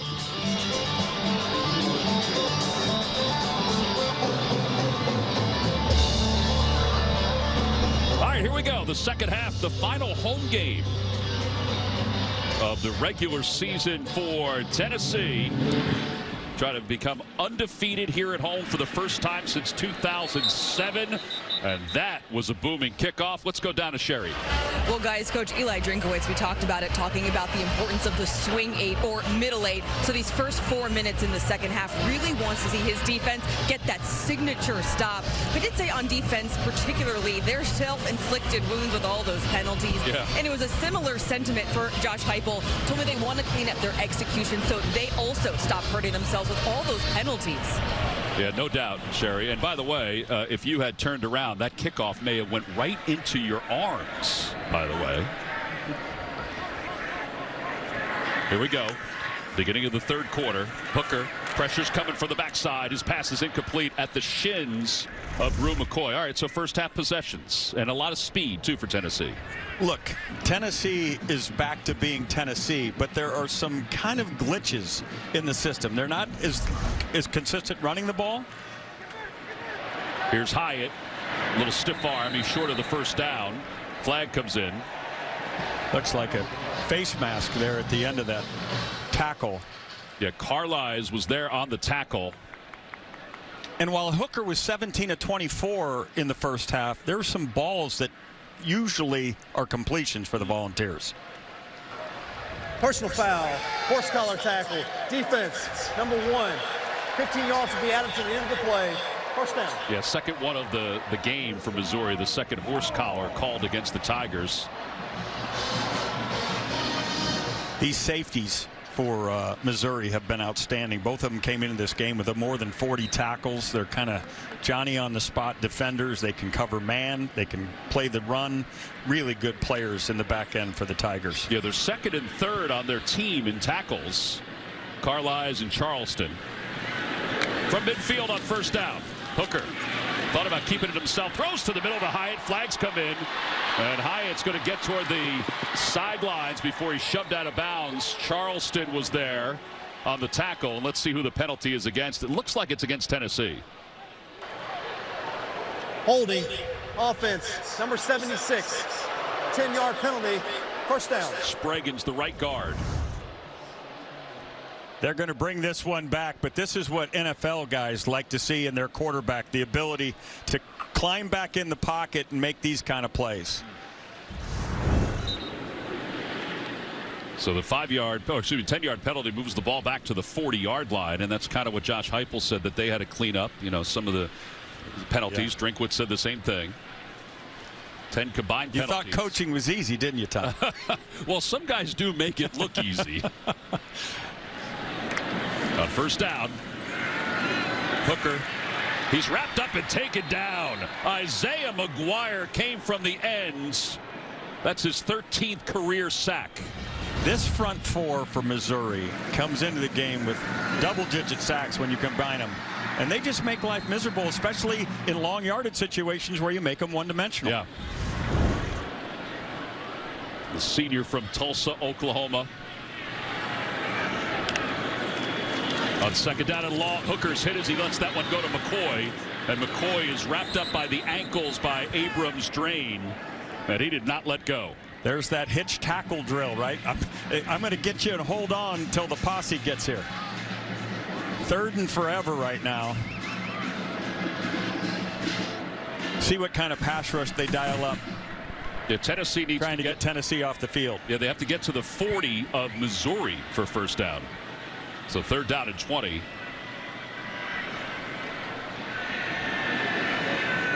They're going to switch Small in for right in the backfield.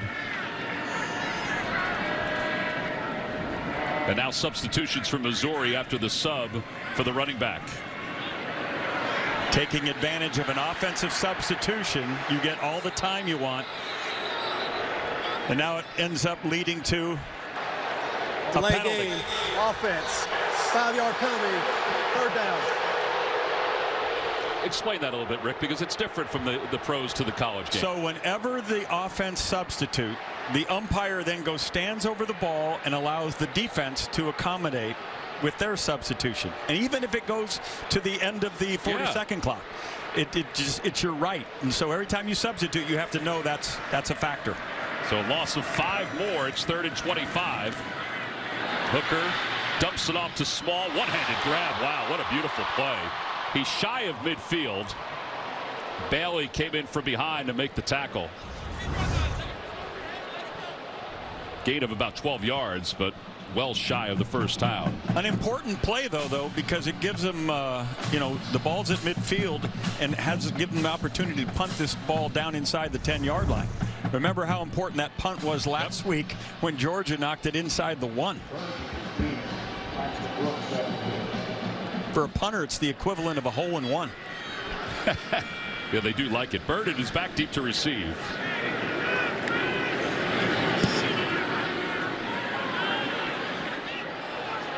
Burden called for the fair catch.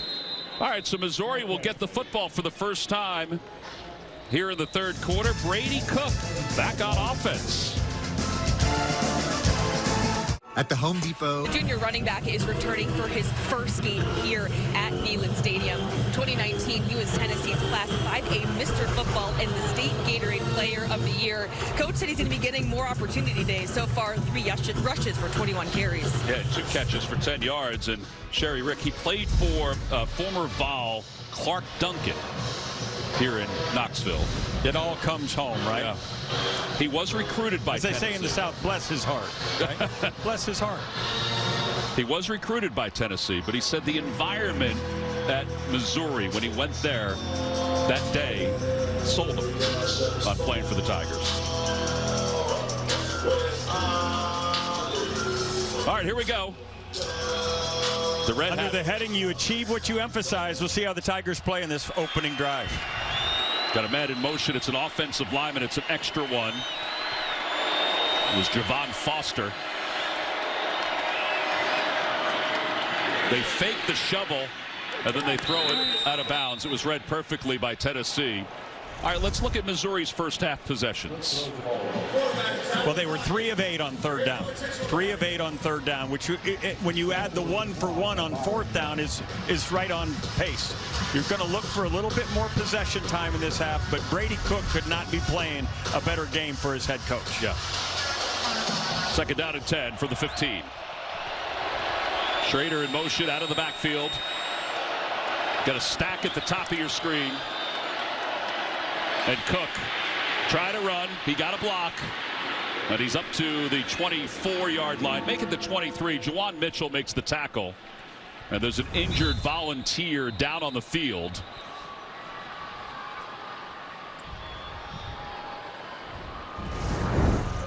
It'll be third down. Looks like we got a little shoulder issue. We'll be back after this. Sonic. All States. And by Nissan. Well, back here in Knoxville, Smoky's trying to stay warm. Final game for Smoky, the 10. It's been a good run for Smoky. Yeah. Been a good run. Amari Small was helped off the field. He walked off under his own power, but he was kind of holding his shoulder. Takes more than that to hurt Big O, as they say, right? They said that they finally convinced him he wasn't a basketball player, and that's what he really turned into, a heck of a defensive lineman.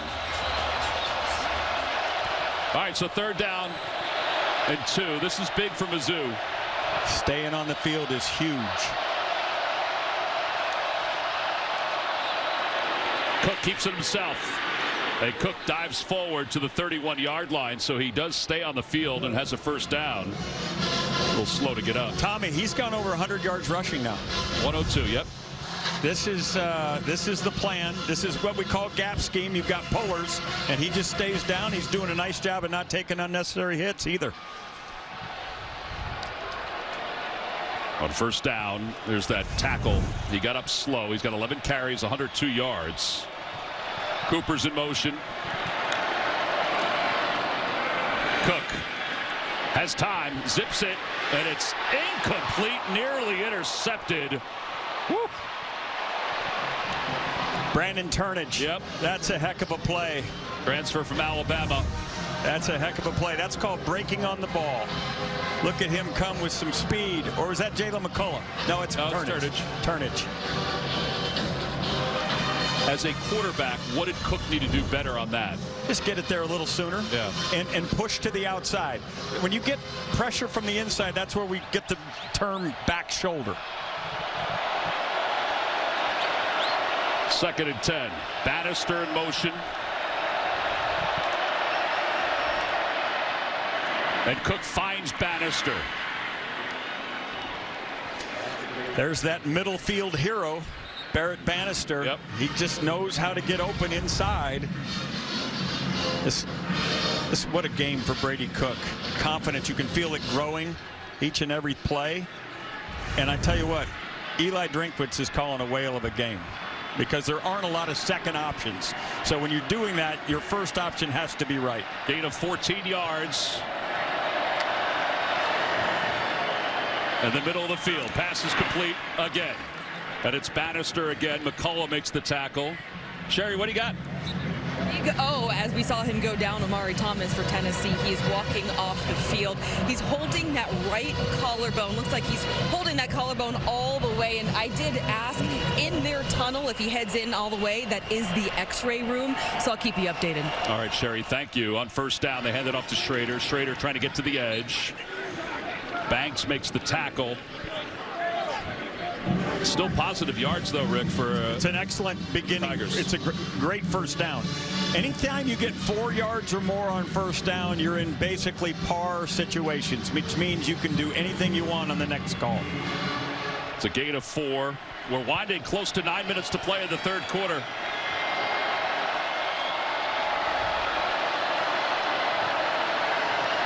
Four-man front for Tennessee.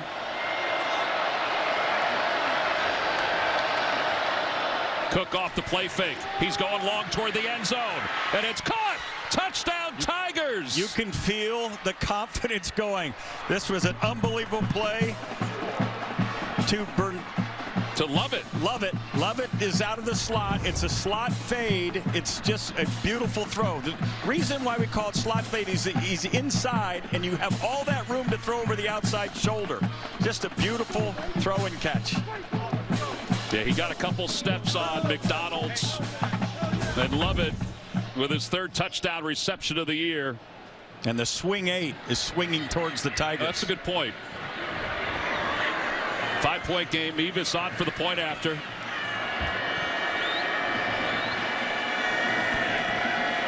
Good snap.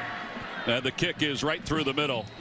4-point game, 28-24. Mevis is now 23 of 23 on point afters. Well, Cook had 3 touchdown passes against Abilene Christian. Not too much since. He's got 2 this afternoon. The end zone at Arkansas, up 6-3 here. Jaden Daniels to Keyshawn Boutte, and that's going to set up Josh Williams for a touchdown run that makes it 13-3. Arkansas without KJ Jefferson. They've benched Malik Hornsby. They've now gone to Cade Fortin. They got work to do, guys. Yeah, work to do there. Missouri. 37 degrees in Fayetteville. 37 degrees. Holy smoke. Yeah, football weather is here around the country. If you hadn't noticed. 8:55 to play here in the third quarter. Missouri will kick it off. Tennessee will just let this one go out of the back of the end zone. Let's take a look at the Dr. Pepper SEC Conference standings. All right, tell us a story about this, Rick. Well, obviously, Georgia holds all the cards in the East, but this West side, with the LSU victory last week over Alabama, gives them a free path to Atlanta as long as they hold serve. 13-3 right now in Fayetteville. Ole Miss gets to put their name on the waiting list, if you will, if they can knock off Alabama today in the Grove, and hope then that LSU would get knocked off by A&M in that final game for the Tigers. Well, Tennessee, first down, they're up by 4. Hooker dumps it off to right out of the backfield. Actually, let me correct that. That's Dylan Sampson. We were told he would play a little bit. You were excited about him, Tom. Well, just because he's so fast. Yeah, he's a speedster. This is a scripted play. Get him the ball. He's in motion. They fake it to him. Hyatt wide open, and he's got a blocker. He may go all the way. He will. How about that?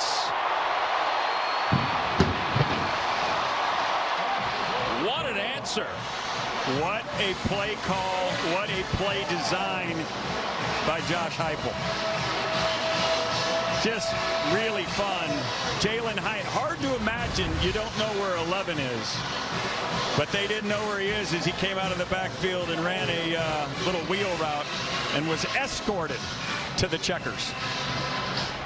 Turned out to be an easy one. 68 yards to Jalen Hyatt. His 15th receiving touchdown this year. Tied for 6th most in the SEC. He's got a chance to get to 20 touchdowns. He also has 4 touchdown receptions this year, Rick, of 60 yards or more. Explosive is an understatement when talking about the Volunteer offense. It's their 4th straight win against rival Colorado State, followed by Boise State striving for conference perfection at Nevada. Getting closer to Thanksgiving. We will be in Mizzou the day after Thanksgiving for Arkansas and the Yes, Tigers. you and I will. Hopefully it's a little warmer than 37, but we'll take what we get. We're just thankful, right? Yes, we are. Here's Pete. And he is nailed at the 14-yard line. Great coverage. Our GMC game changer. How about this, Rick? You can see, you've heard of the lonesome end. This is the lonesome fullback. That's Jalen Hyatt ducking down, hiding. This is what tempo gives you, Tom. No one sees him, and he's escorted to the end zone. As Brew McCoy says, follow me, son, follow me. 68 yards. It moves Hooker into 5th place all time in touchdown passes. But look at Josh Heupel. You don't think he's having a good time?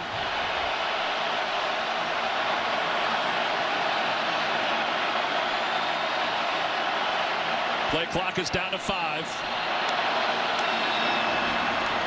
And Cook gives it to Schrader. Very productive first down run. Drinkwitz still calling a heck of a game. Cook, confidence bursting at the seams. Important for Tim Banks, the defensive coordinator, to find an answer here and get some negative plays for this Missouri offense. Tim Banks in his 2nd year here in Tennessee.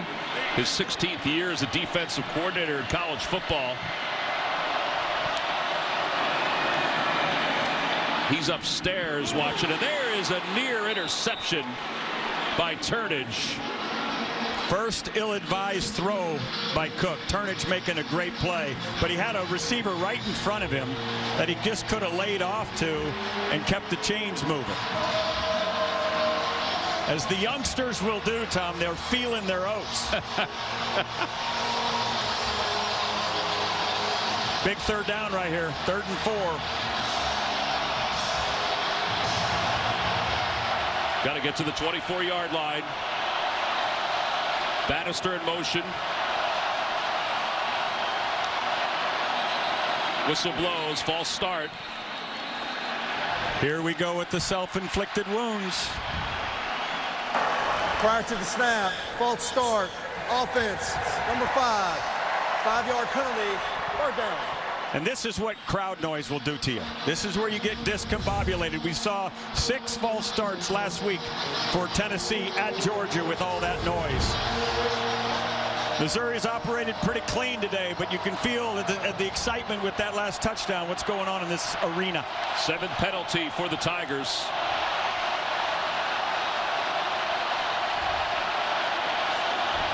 Changing the play with the play clock under 10.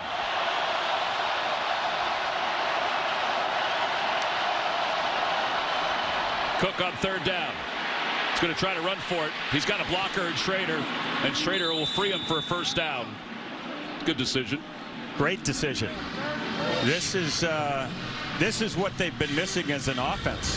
This get out of jail free card of a quarterback run. This wasn't called quarterback draw, it just became one. And this is how Bo Nix evolved as a quarterback and why he's in the Heisman conversation now at Oregon. You know, looking at the replay, you see everybody was covered. Love it at the last moment. Number 7 looked like he was getting free to the Missouri sideline. But at that point, Cook was going to run. That's Burden in motion. They give it to him. Little jet sweep.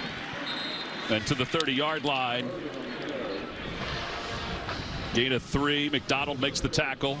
Positive play.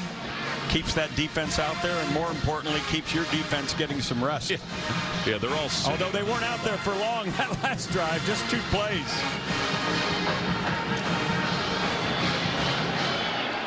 Sellout today, 101,915 here at Neyland. 2nd and 7. Another false start.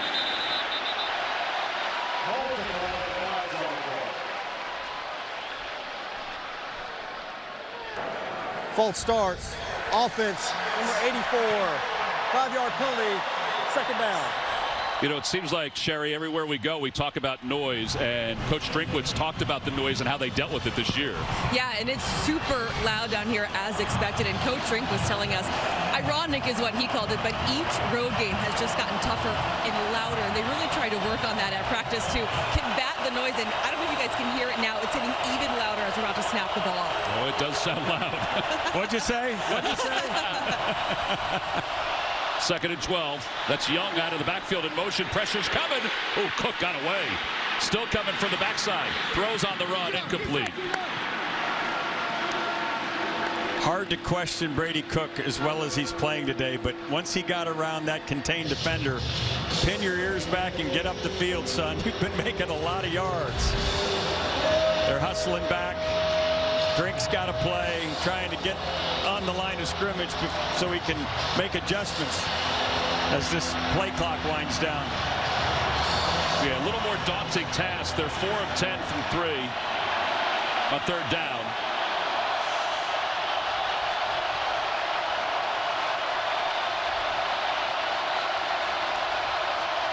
False start again.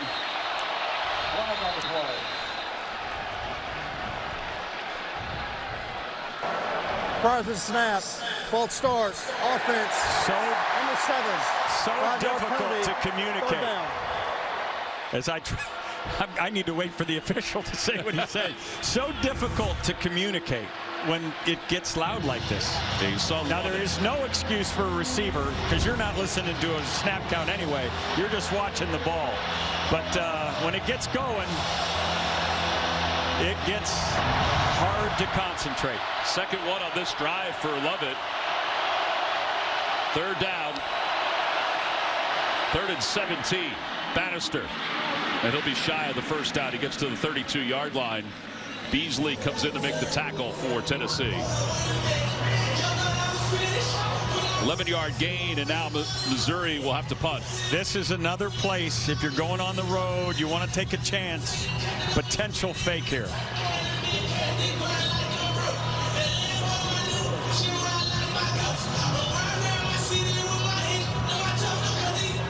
D. Williams back to receive for Tennessee.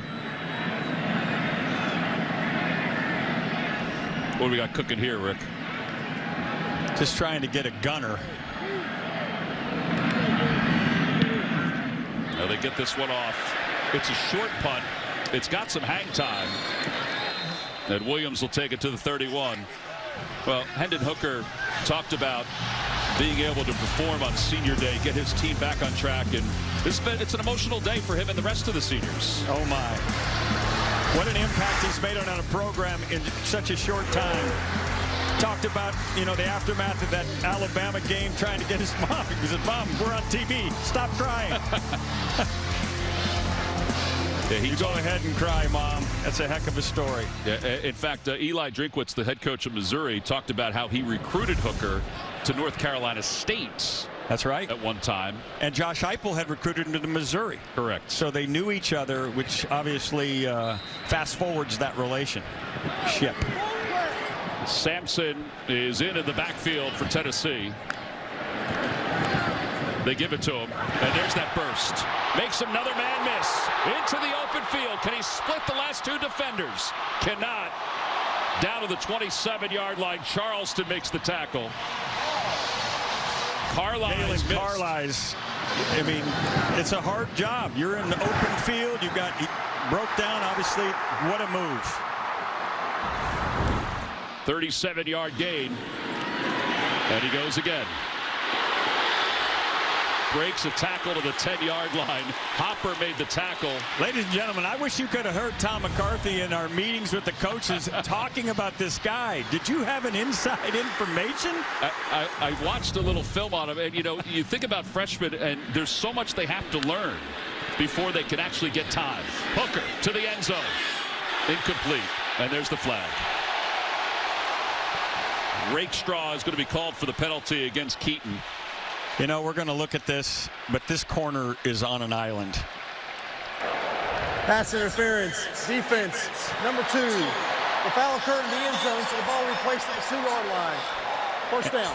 And I will tell you, had the ball been thrown where Hooker probably tried to throw it, which is back shoulder, they wouldn't have made that call. But because it got up the field, it ends up making Rakestraw look guilty, and he gets the call. So they spotted at the 2.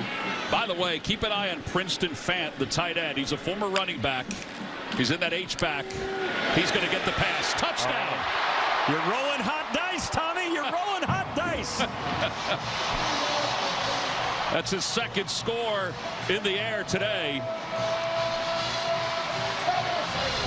His cousin Noah Fant's going to play tomorrow in Germany for the Seahawks.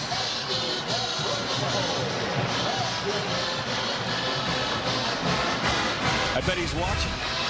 What time is it in Berlin right now? It's a 5-hour difference. He's got time. Or are they in Munich? Munich. Munich. What?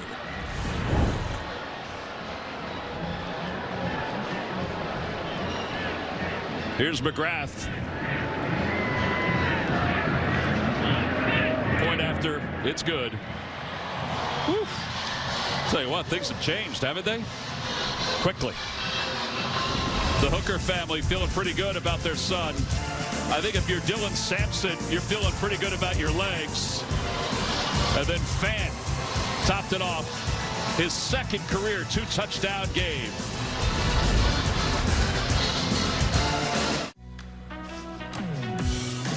Occurred, resulted in a fair catch. So Brady Cook will bring the Tigers offense back on.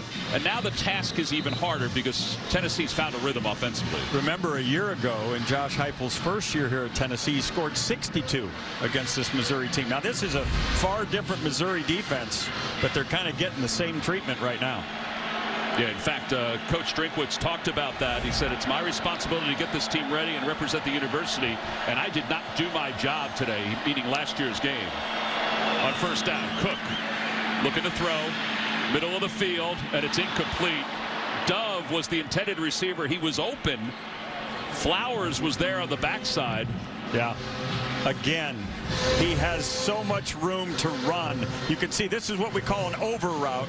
Coming across, he just throws in behind him. Got to just drop that into the zone, but there was so much room to run for Brady Cook, and I'm sure he's going to get reminded of it by that coaching staff. On second down, they hand it to Schrader. And the former Division II standout who rushed for over 2,000 yards at Truman State before transferring to Missouri. I love that story. Truman State. 24 touchdowns at Truman State. Got it back to manageable. Coach Drink staying patient with his offense. Here's another concocted formation. See if he can bleed 5 yards out of it and stay on the field. Little diamond formation underneath. And Cook just throwing it up for grabs, incomplete.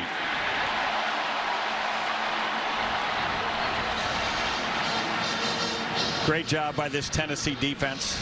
Great job by this Tennessee defense to get them off the field with a 3-and-out. Nothing really there. You can see Bannister trying to get back out here. Ends up throwing it away.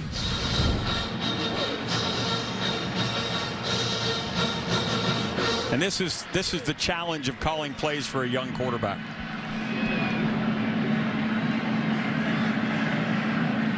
Well, that's the fifth 3-and-out. And that punt nearly blocked. Williams coming up. And he grabs it at the 33-yard line. Amazing how this high-powered offense can do what it's been able to do. Now look at the transition even from last year to this year offensively. Yeah. You know, I talked to Josh about his career. He was at Oklahoma. He's obviously the glory boy there as the quarterback, national championship quarterback, and he got let go by Bob Stoops at Oklahoma. So he goes to Utah State before getting the Missouri job, and he said it was actually good for me because it got me to opportunity to do the things that I wanted to do. He trusts himself. You can see how this has blossomed into the #1 offense in the country. They average 523 yards coming in. That's first. Their points at 45 are second. I mean, it's off the charts, and here they are again putting this on the number 13 defense. Yeah, when he was at Missouri, he led the SEC in total offense as a coach. Here's Sampson on the option. The other part, too, is that there's the pictures of him at Missouri. Yep. As the offensive coordinator. I remember looking at that. He had Drew Lock as his quarterback, and they were RPOing everybody. Everybody learned what RPO was.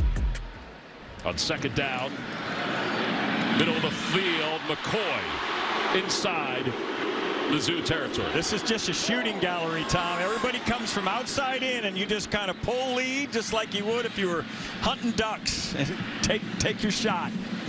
Oh, it's a gain of 17. McCoy is over 100 yards. 2 receivers over 100. And Sampson burst through again before Robinson takes him down. You can see the wear and tear on this defense now. They've got both things going, a running game, a throw game. This is when they're lethal.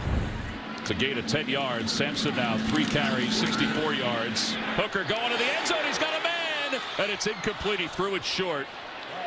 And there's flags all around the 25 and the 15-yard lines. Yeah, Hyatt got grabbed. We'll see if that's the penalty. Prior to the pass, holding, defense, number 2 against an eligible receiver. 10-yard penalty, automatic first down. I wonder if Hooker thought he was throwing it to Hyatt, and that's why the ball was so underthrown to Keaton outside. But they were both open. See the double move.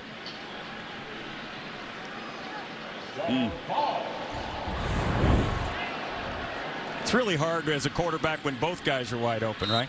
Yeah. Jalen Wright checks into the backfield. So you think the tempo is wearing down the Tigers here? Without question. Without question. Time of possession against these teams is so critical that you stay on the field as an offense. When you go 3 and out against these guys, you are putting your defense in an ultra stressed position. Play clock at 5. They give it to Wright. Wright running right. Out of bounds. You can see now, normally running games are north and south. The east and west ability of these running backs for Tennessee who are fresh against the legs of guys who've been out there all day long make it difficult.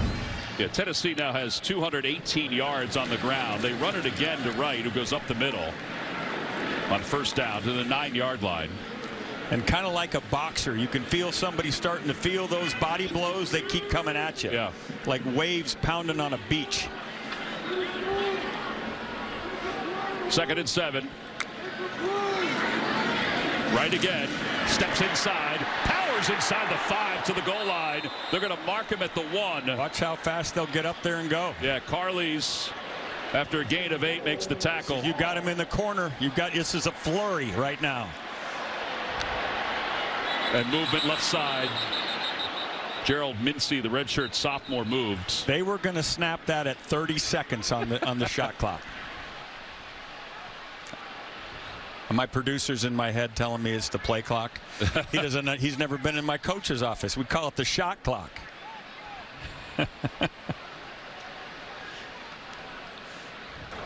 There is no foul for a false start. The ball was not made ready for play. First down. That's how fast they were going. Wow. You can't make a penalty because we haven't marked the ball yet. I actually thought Mincey looked like he just needed a breather, and that's why he jumped. See, the receivers are already lined up. They always stayed to one side of the field. 1st and goal from the 1. Hooker hands it off to Wright. Nothing there. Looks like it might be Hendon time. Nothing like giving your quarterback on senior day another chance at the checkerboard. Mom wants it. Yeah, they have perfect view of what's going on, where they're standing.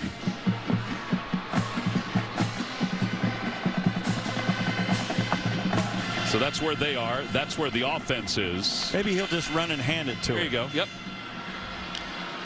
Maybe a little finger roll. Missouri's sitting there going, not so fast. Too much pride in this Tiger program. They hand it off again, and powering into the end zone is Jalen Wright.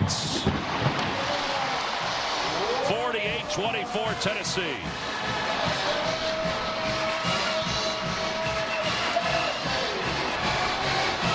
If the college football playoff committee isn't paying attention, they should be. This is a pretty impressive bounce back from the trip to Georgia.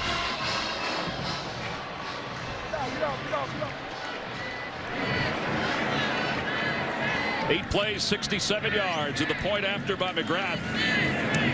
It is good. 49-24. We'll be back in 30 seconds. Do not blink on this Tennessee offense.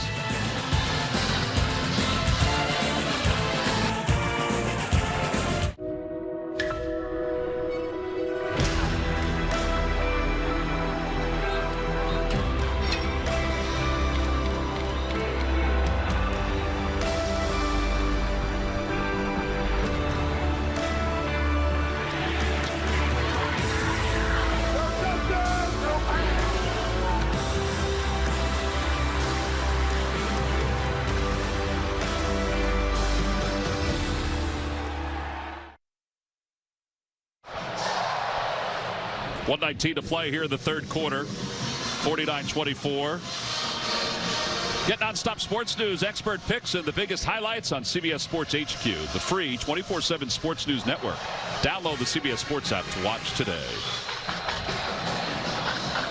Along with Rick Neuheisel, I'm Tom McCarthy. Sherry Burris is on the sidelines. Gene Steratore is in the ref lounge. Gene. We haven't had enough opportunity to talk to Gene, the review machine. No. Although there are a lot of people who like the fact, not that they don't like talking to Gene, that the ref, this game's being called that game. Yes. Yeah. Yep.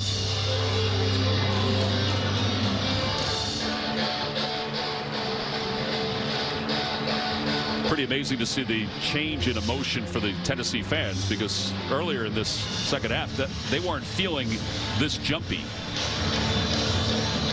It's a 28-24 game. Fair catch is called for. That touchdown pass to Hyatt got him back into it. All right, so the college football playoff, the top 10 this week. So, Rick, you weren't sure if they'd go to 4, 5, or 6, right? I kind of thought because of the quality of the wins for Tennessee and also the quality of the loss that they might be at 4 when TCU's staying at 5. But I think it was a favor that they did for Josh Heupel by giving him the 5, because there's no margin for error for Tennessee. And if you're trying to impress, this is exactly how you do it. Ohio State is comfortably on top in their ball game over Indiana. That Michigan fan is waiting for the matchup later against Nebraska. That game is scheduled for 3:30 Eastern time. Love it on first down. Gain of 5. So here's the top 5 teams' remaining games. You can see TCU's got a huge challenge tonight at Texas. Next week they're at Baylor. Both of those games will be monster for them. So some major challenges for them. Obviously Ohio State and Michigan are going to square off at the conclusion. And while Tennessee and Georgia have important games to play, if they play their best, they're going to get to the finish line unscathed. Schrader on 2nd and 5. And Schrader is taken down after a gain of 3 yards. Bumpus, who got a great round of applause. It's important that Missouri fans, as you're watching this and seeing running the ball and wondering what's going on, you're building an offense here. 2 more wins are what you need to get to postseason. Yeah. If not today, New Mexico State is next week, and then the big game with Arkansas, and you and I will be there in Columbia. You're watching an offense come together here, and I don't think he wants to lose the rhythm of it. 3rd down and 2. Cook rolls the pocket and zips it a la Patrick Mahomes style, and it's off his hands. Incomplete. It'll be 4th down. Yeah, Mookie Cooper wants to catch that one, but it's one thing to throw it to a guy. It's another thing to throw it so that you expect him to catch it. He just throws it a little too hard. Actually, looking at it again, Mookie, you got to make that play. I wonder if the arm angle threw him off at all. It sounds strange, but they're so used to over the top. Might have lost vision, right? Might have lost vision. D. Williams back to receive for Tennessee. Pretty good punt. Williams backpedals inside the 15. And he's taken down at the 17-yard line, and that is the end of the quarter. Nicholson makes the special teams tackle. We're heading to the 4th quarter here in Knoxville. Josh Heupel on senior day is getting his fans up on their feet. That doesn't work. The offense certainly does. In the 3rd quarter for the Tennessee Volunteers, I mean, their offense has just been absolutely explosive. They're on the doorstep of their 3rd 600-yard game collectively on the season. Yeah, again, this is exactly what Josh Heupel envisioned when he came here, to get a bunch of really gifted wide receivers to go along with the front. You know, Hendon Hooker wanted to make sure we gave credit to that offensive line for giving him the kind of time he's enjoyed this year. It's been fun to watch. Hooker's able to pick up that snap. He's going long for McCoy, and McCoy is tangled up. Carlisle was in on the coverage. So last week, 13 points. Surprising. Today, 49. A little more expectations to that one. All these numbers are totally different today. Yeah, look at the 3rd down number, 2 for 14. That's where you got to give Kirby Smart and that defensive staff all the credit in the world. To hold Tennessee down for 2 for 14. The other thing that is not on this graphic is what the noise did in terms of communicating, getting plays checked so that you got the right play against the right defense, and also the illegal procedures in the sacks. Sampson, not much there. Just a couple of yards. DJ Coleman makes the tackle. Excuse me, that was Jabari Small who made that run.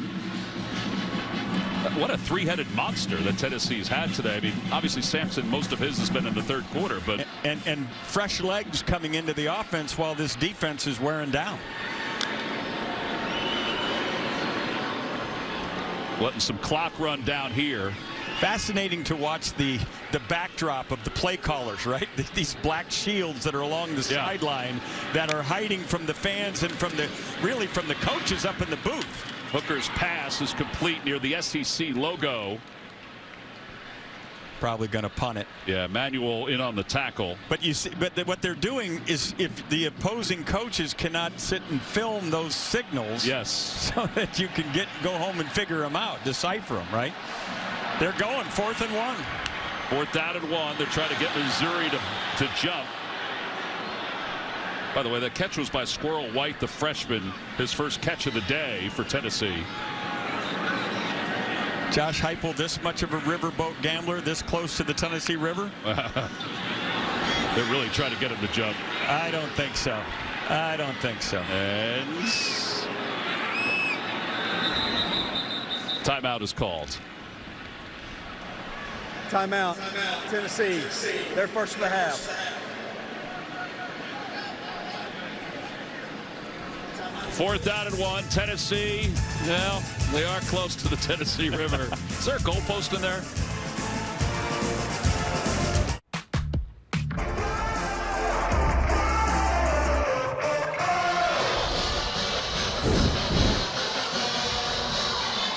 Time to take a look at our IHG Hotels and Resorts game recap. There's a lot of good on that, including what Cook has done for Missouri, but how about what Tennessee's done? Yeah, listen, Brady Cook is growing up today, and despite the score on the scoreboard, Drink's got himself a quarterback. Yeah. The story, of course, is Tennessee. You know, getting knocked down last week like they got knocked down. What would be the response? I think everybody who wears orange is very excited about what they've done today. You played college football. You coached college football. The 7 days sometimes is long after you lose a game like they lost last week. You know, it was interesting in talking to the coaching staff how quickly this team, but this is an old team. Hendon Hooker's 24 years old. There's some maturity, and this senior class got everybody together and said, we are not going backwards. Keep looking forward. There's great things ahead.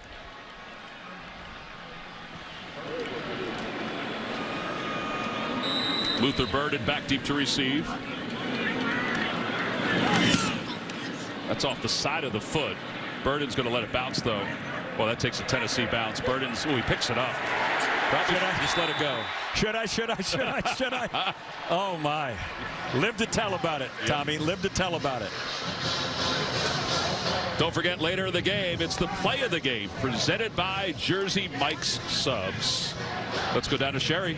Well, guys, you talk about Tennessee wanting to get back on the field. In our meetings, remember, Hendon Hooker was like, guys, I want to play another game right now. And that was yesterday afternoon. But I didn't have a chance, actually, during the game to catch up with B. Peyton Manning. And I asked him, what do you think of what the team in Hendon is doing? He said he absolutely loves it. The resiliency, particularly. And talking about Hendon's journey to this point, he's been so impressed. He remembers when he went to those Manning camps, and he was impressed with Hendon then and still now. I was impressed with his size yesterday, the size of his hands. Yeah, he gave you a grip, didn't he? He sure did. On first down, Cook wrapped up and taken down. He was smothered by Tyler Barron. He saw air and then it evaporated. He had his back straighter out there in the flat. He saw that air and it closed. That's what happens in the Power 5 and in particular in the SEC. Barron, a local kid from Knoxville Catholic. His brother, Woody, plays for the Montreal team in the CFL.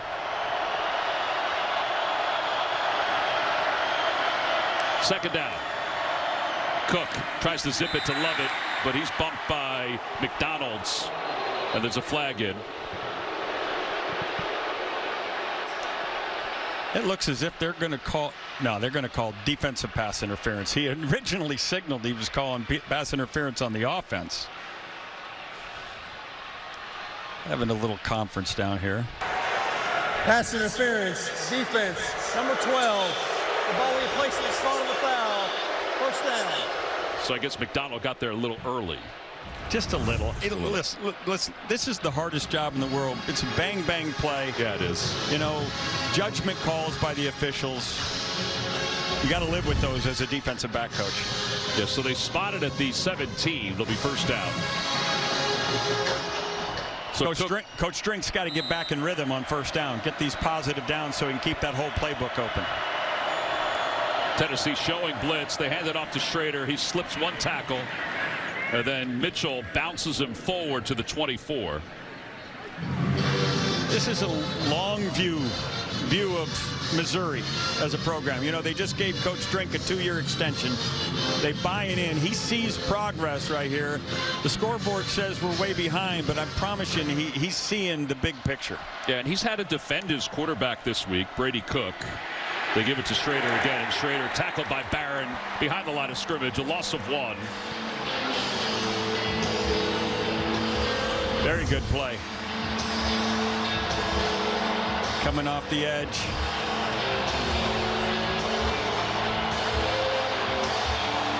He just couldn't get away. So now third down. Big third down. Yep. Try and stay on the field here. You can hear this crowd get into it. They become the 12th man in third down.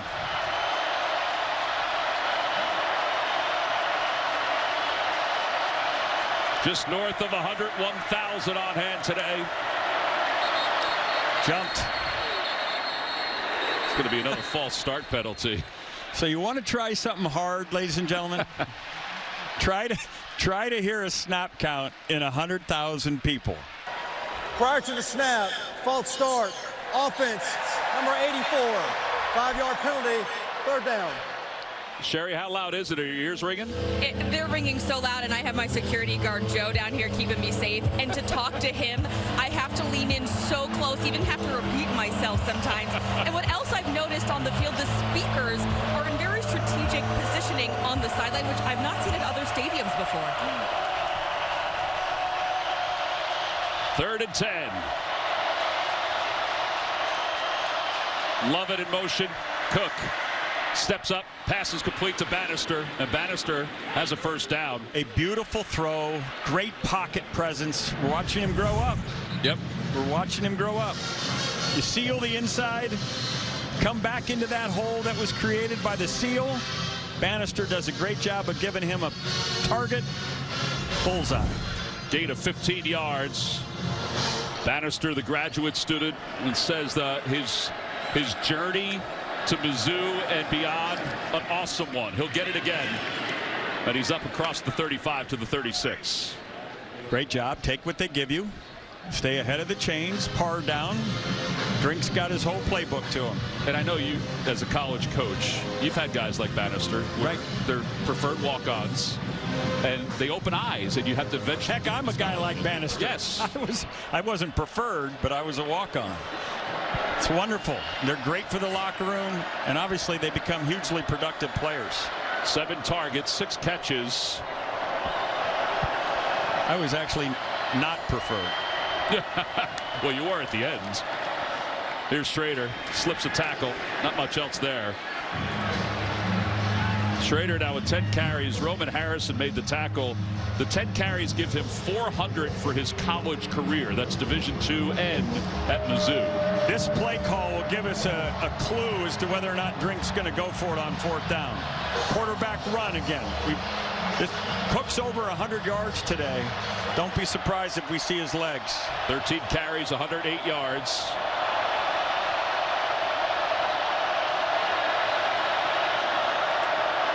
And Cook is going to roll the pocket. He's trying to get away. And he's going to be just shy, I think, of the first down. I would think they'll go for it. I think they're going to go for it. It's less than a yard. Yeah. Latrell Bumpus made the tackle. Charles got is down. Tennessee defender down. Christian Charles, the sophomore from Gainesville. So an injured player. We got a timeout on the field.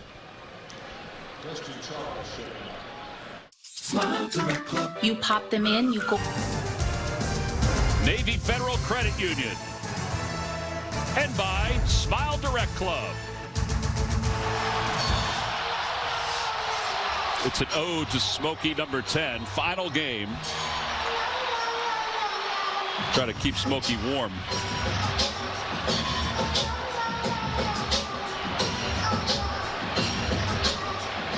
(49-24). Tennessee is on top. 4th and 1. What do you think, Rick, here?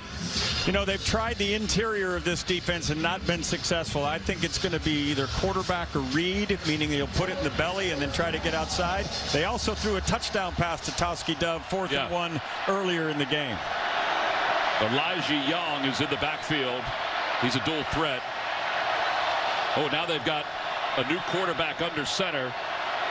This is Tyler Macon, and Macon will pitch it to Elijah Young, who bobbles it, and it's picked up by Tennessee. Came in and picked it up off the ground. Coaches love ball plays. Coaches love ball plays, but the question is, can the guys you coach execute them? Yeah. That probably got practiced twice. Looked great on the practice field. And with the lights on, didn't get done. Clearly didn't get done. Yeah.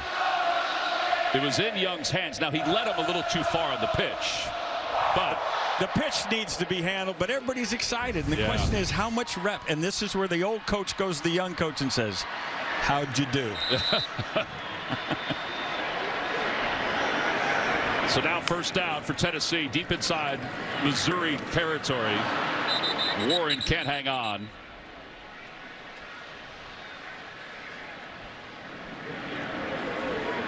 It'll be 2nd down.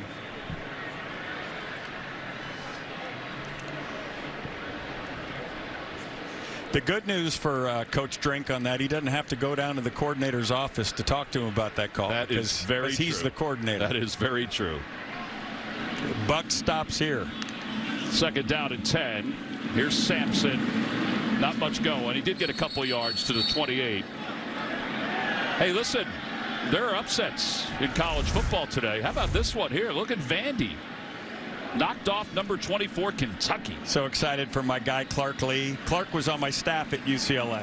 Helped him get going in this coaching business, and now he's the head coach at his alma mater. That's a huge win for Vandy. That's breaks a winless streak in the SEC of first one since 2019. Since first 2019 SEC win since 2019. That's why I hang out with you, Tommy. You got all the info, man.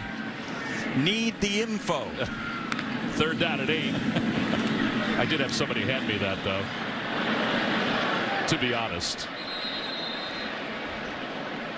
All right, so what are you doing here? You're going to run a play here? You're going to bring in the field goal kicker? You're going to bring in your field goal kicker. And by the way, this kick is going to be about the same length as the kick, maybe a little longer than that one at the same goalpost. Well, that goalpost might be in the river. Right. But at the same side of the field where we saw orange euphoria spill onto the field. So we got intentional grounding on Hendon Hooker. He did throw it to nobody in the back of the end zone. Hey, it's senior day for Mr. McGrath, too. That's right. His career long is 52. This will be, we'll see how they officially spot it, if it's a 48 or 49-yard field goal attempts. His long on the year is 51. His long for his career is 52. Good snap, good hold. Kick is on its way. He's got plenty of leg, and it is good. All the seniors getting into the mix. 52-24. Tennessee on top of Missouri.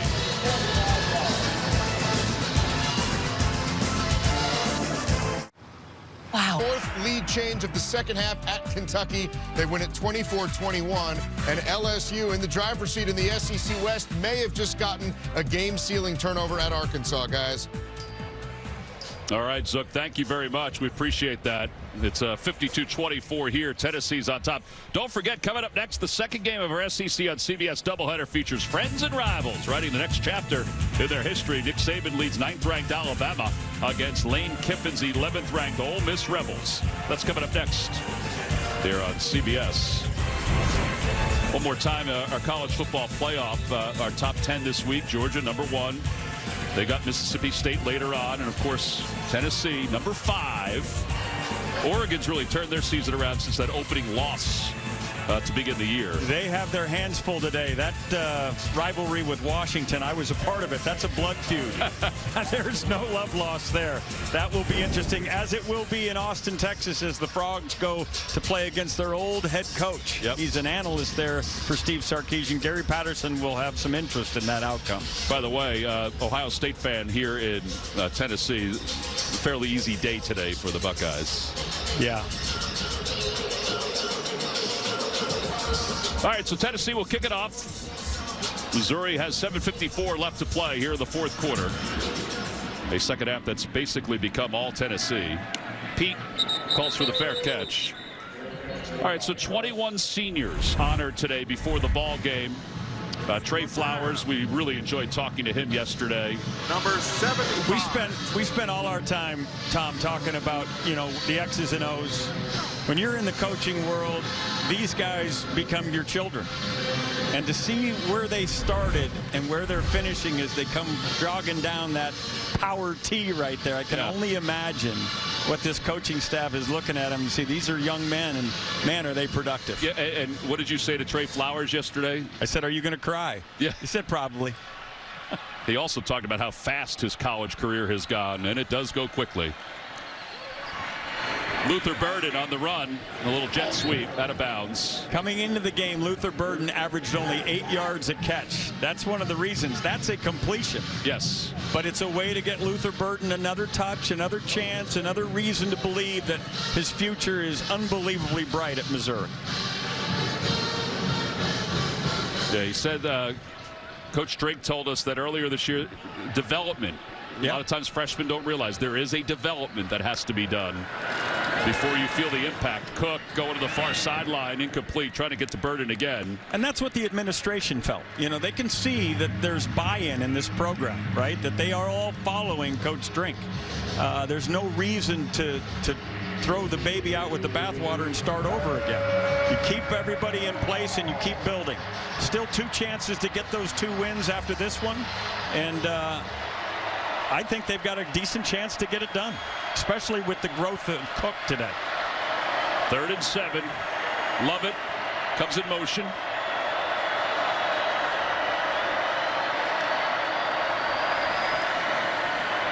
And Cook finds Lovett. Nice curl. Got him the first down and a little bit more.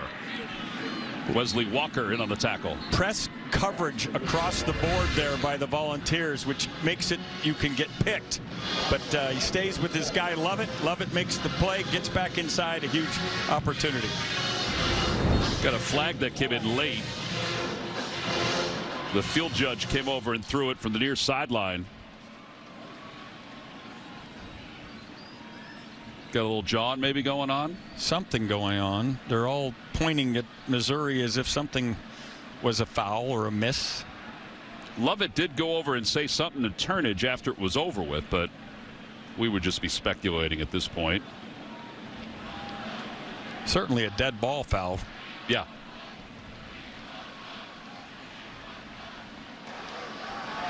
Pass interference, offense, number 7. Ooh. 15-yard penalty, remains first down. You got to help me with that one, Rick. I'm at a loss. I mean, the play happens. How are they giving it as a first down?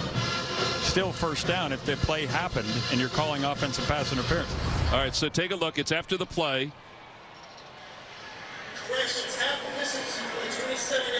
First down. That can't be offensive pass interference. Interesting.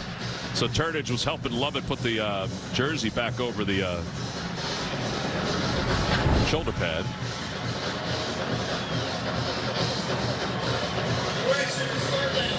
All right, now they correct it to be 3rd down. Now, okay, yes. It still doesn't make sense that the flag was so late unless it was on the sidelines and the field judge just said, hey, you guys missed it. Here it is. They got talked into it by that Tennessee staff. They pointed out something. 3rd down at 22. Cook. Little pass underneath. That's Dove. All right, look at the bottom of your screen. Oh, yeah. So that it's not 7. Yes. 18 who's called for 7 caught the ball. Yeah, it was Peanut Houston who's Peanut Houston was blocking outside, but with somebody in your face, you're allowed to get some contact. He just needed to look like a receiver rather than blocking. And if the ball were caught at the line of scrimmage or behind, it would have been legal, but because it was over the line, they called the penalty. It was tardy, though, wasn't it, late? And there was help from that Tennessee sideline. Yeah. Here's Stonehouse. Williams, fair catch. 52-24, Tennessee is on top. Is Milton going to get a run? He might. He's got the helmet on. We'll be back after this. The world used to be on. Hendon Hooker's day is done. 25 of 35, 355 yards, 3 touchdowns. He also ran for 50 yards and a touchdown. Really productive senior day. And Joe Milton. Under the heading of a tone, I think he did just. Yeah, I agree with that. Yeah. May have taught himself another lesson that he can atone. I think he thought that anyway, just from meeting with him. Yeah, he was not overly burdened by last week's deal, which is the mark of a great leader. But he did say he would love to face Georgia again down the road if possible. Yeah. I think everybody would like to see that. Here's Milton running the option. He's a big dude. And he lowers his shoulder inside Missouri territory. Yeah, that was the antithesis of avoiding contact. We looked at this guy in the pregame, ladies and gentlemen, and I promise you, he is Battlestar Galactica out there. He was throwing the ball from midfield through the goalposts. It was rather impressive. There you go, toward the end zone. Did I mention he has a big arm? Yep. Touchdown, Tennessee. Keaton from Milton. Aren't you happy for Joe Milton? I mean, Joe Milton was booed here against Ole Miss last year when he didn't get the ball out of his hands in that final drive. And here he is getting a chance. I'm told he's got another year of eligibility if he wants to come back. I believe that is correct. If I'm Josh Heupel, I'm recruiting him starting right now. 5 touchdown passes this year for Milton in limited action. Transfer from Michigan. 58-24. The portal is real, is it not? Oh, it is real. Hendon Hooker from Virginia Tech here. Joe Milton from Michigan here. Rick Knee is down, but the ball is already across the plane of the goal line. I'm trusting you. You're Tommy Mack. I felt good about that one. Point after. It's good. 59-24. Last year it was 62-24. 644 yards of total offense for the Volunteers. And there's no downshifting. No. You know, when you're in this kind of offense, you're committed to this kind of offense. It isn't like you're trying to run up the score. There's just no ability to downshift. If I was saying a negative, you know, when it's a one-score lead or something like that, you know, then you like to be able to get 4-minute and bleed clock. But in this offense, you keep full throttle. Here's their remaining schedule: South Carolina next week on the road, and then finish against Vanderbilt, who got a win today. Huge win for the Commodores. That's if they play anywhere close to like they're playing now. Yeah, they're going to make it really difficult for the committee not to have them amongst the nation's best 4.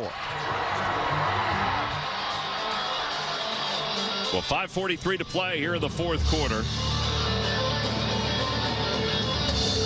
And the kickoff. Now that one will go into the end zone and out of the back of the end zone. As Missouri takes over, it is time now for the play of the game. Presented by Jersey Mike's Subs. Well, there have been a lot to choose from, but how about this pass play? Brew McCoy. on the block. Here's Bob Kessling, WIBK. So 2nd down and 3. Sampson comes in motion. They'll fake it to him. Then they fire down the left sideline. Complete to Hyatt. He's got it at midfield to the 40, to the 30. It's a foot race. They'll never catch him. Crank up Rocky Top. Touchdown, Tennessee. Jalen Hyatt, 68 yards. Bob does such a great job on the Volunteer Network. Nathaniel Pete in the backfield for Mizzou. He'll take the fake, and then they dump it off underneath the Bannister. Oh, man. That's going to be a face mask by Jawan Mitchell and a little bit more. Bannister does pop up.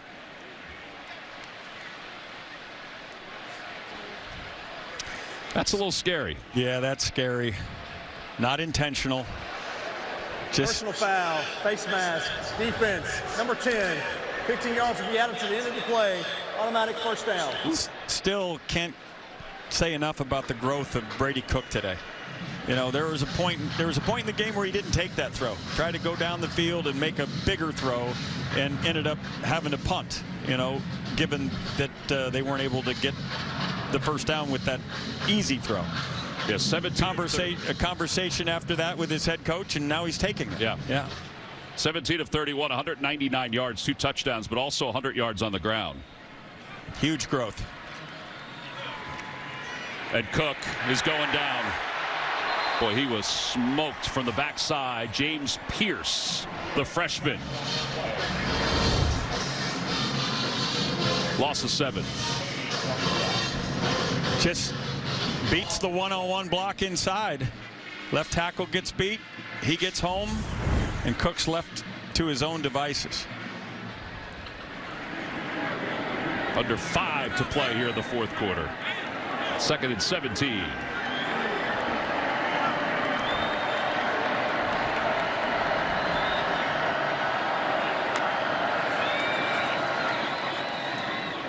Love it. Oh, excuse me. Dove. And Dove out toward midfield, shy of the first down by 2. All right, so Rick, you kind of laid out keys to pull off an upset. There was a point today where they were getting to these keys. Well, what we didn't count on was the number 13 defense in the country having 59 points scored against them. They were unable to create any turnovers, and that creates short fields for the offense. I thought the offense performed admirably, but that defense, not enough gas in the tank against this high-octane Tennessee offense. Cook will keep it himself. He lowers his shoulder. He's going to be shy of the first down. They got to go for it here. Yeah, Elijah Simmons got a piece of that tackle for Tennessee.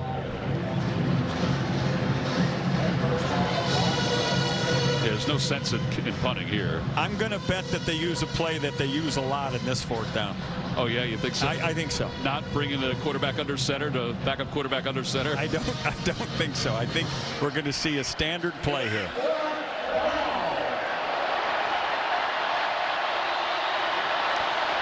Now we've got issues. I think the left tackle may have moved. Oh, he did. Javon Foster.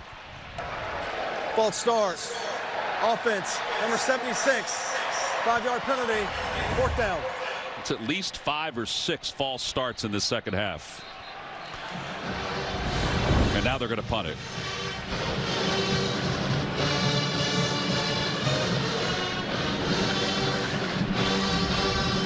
I'm looking at Coach Drink's face there. I've been there. Coach, you're going to be fine. He's had growth today. Just might take a couple of days to think about it, right? Williams takes it at the 19. For most of you, we will leave this game in a few minutes to get you to the kickoff of Ole Miss and Alabama. You'll be able to see the end of this game at CBSSports.com. Outstanding job today. Thanks to our producer, Scott Brandwine, our director, Andy Friedman, our associate director, Steve Murphy. Happy Veterans Day to Murph, Air Force veteran. He put together that tease with the rest of the crew in the truck. Sherry's been trying to stay warm down on the sidelines with everybody else that's watching from down below.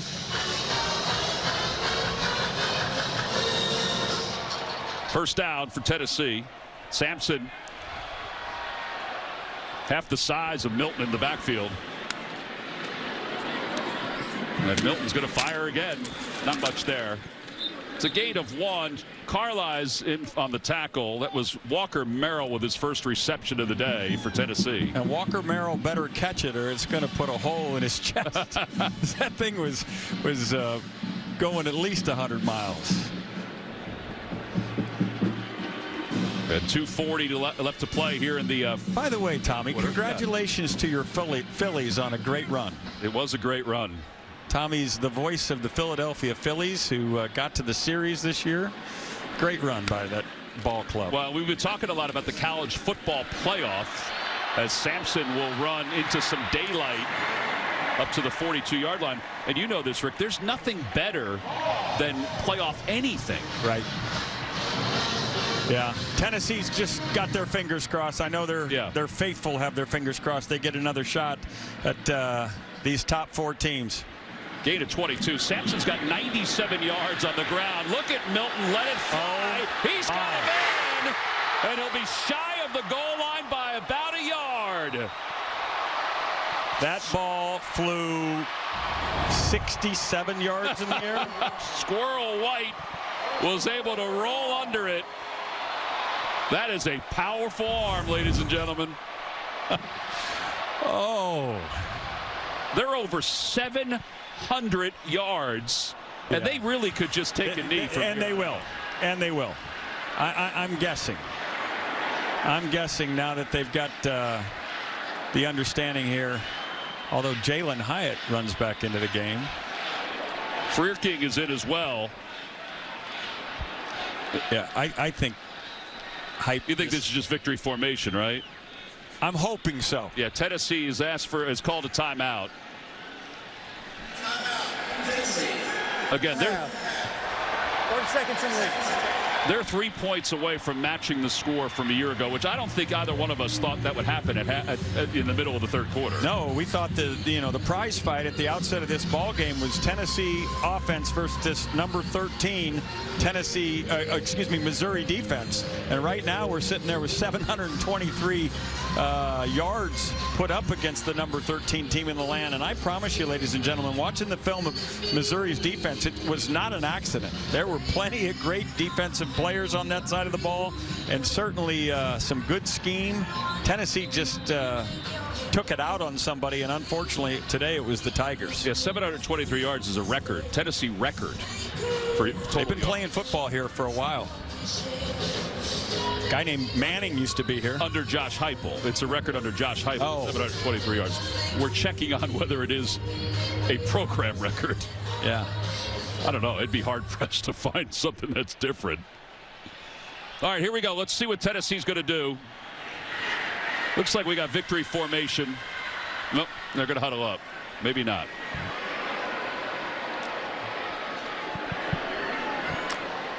Yeah. No, they're not. Milton's going to be out of the gun. Victory. To Sampson, not much there. He got smothered. There's a lot of pride on this Tiger defense now. Adam Zucker here in New York. If you want to see the last minute of this one, you can go to CBSSports.com. For those of you expecting to see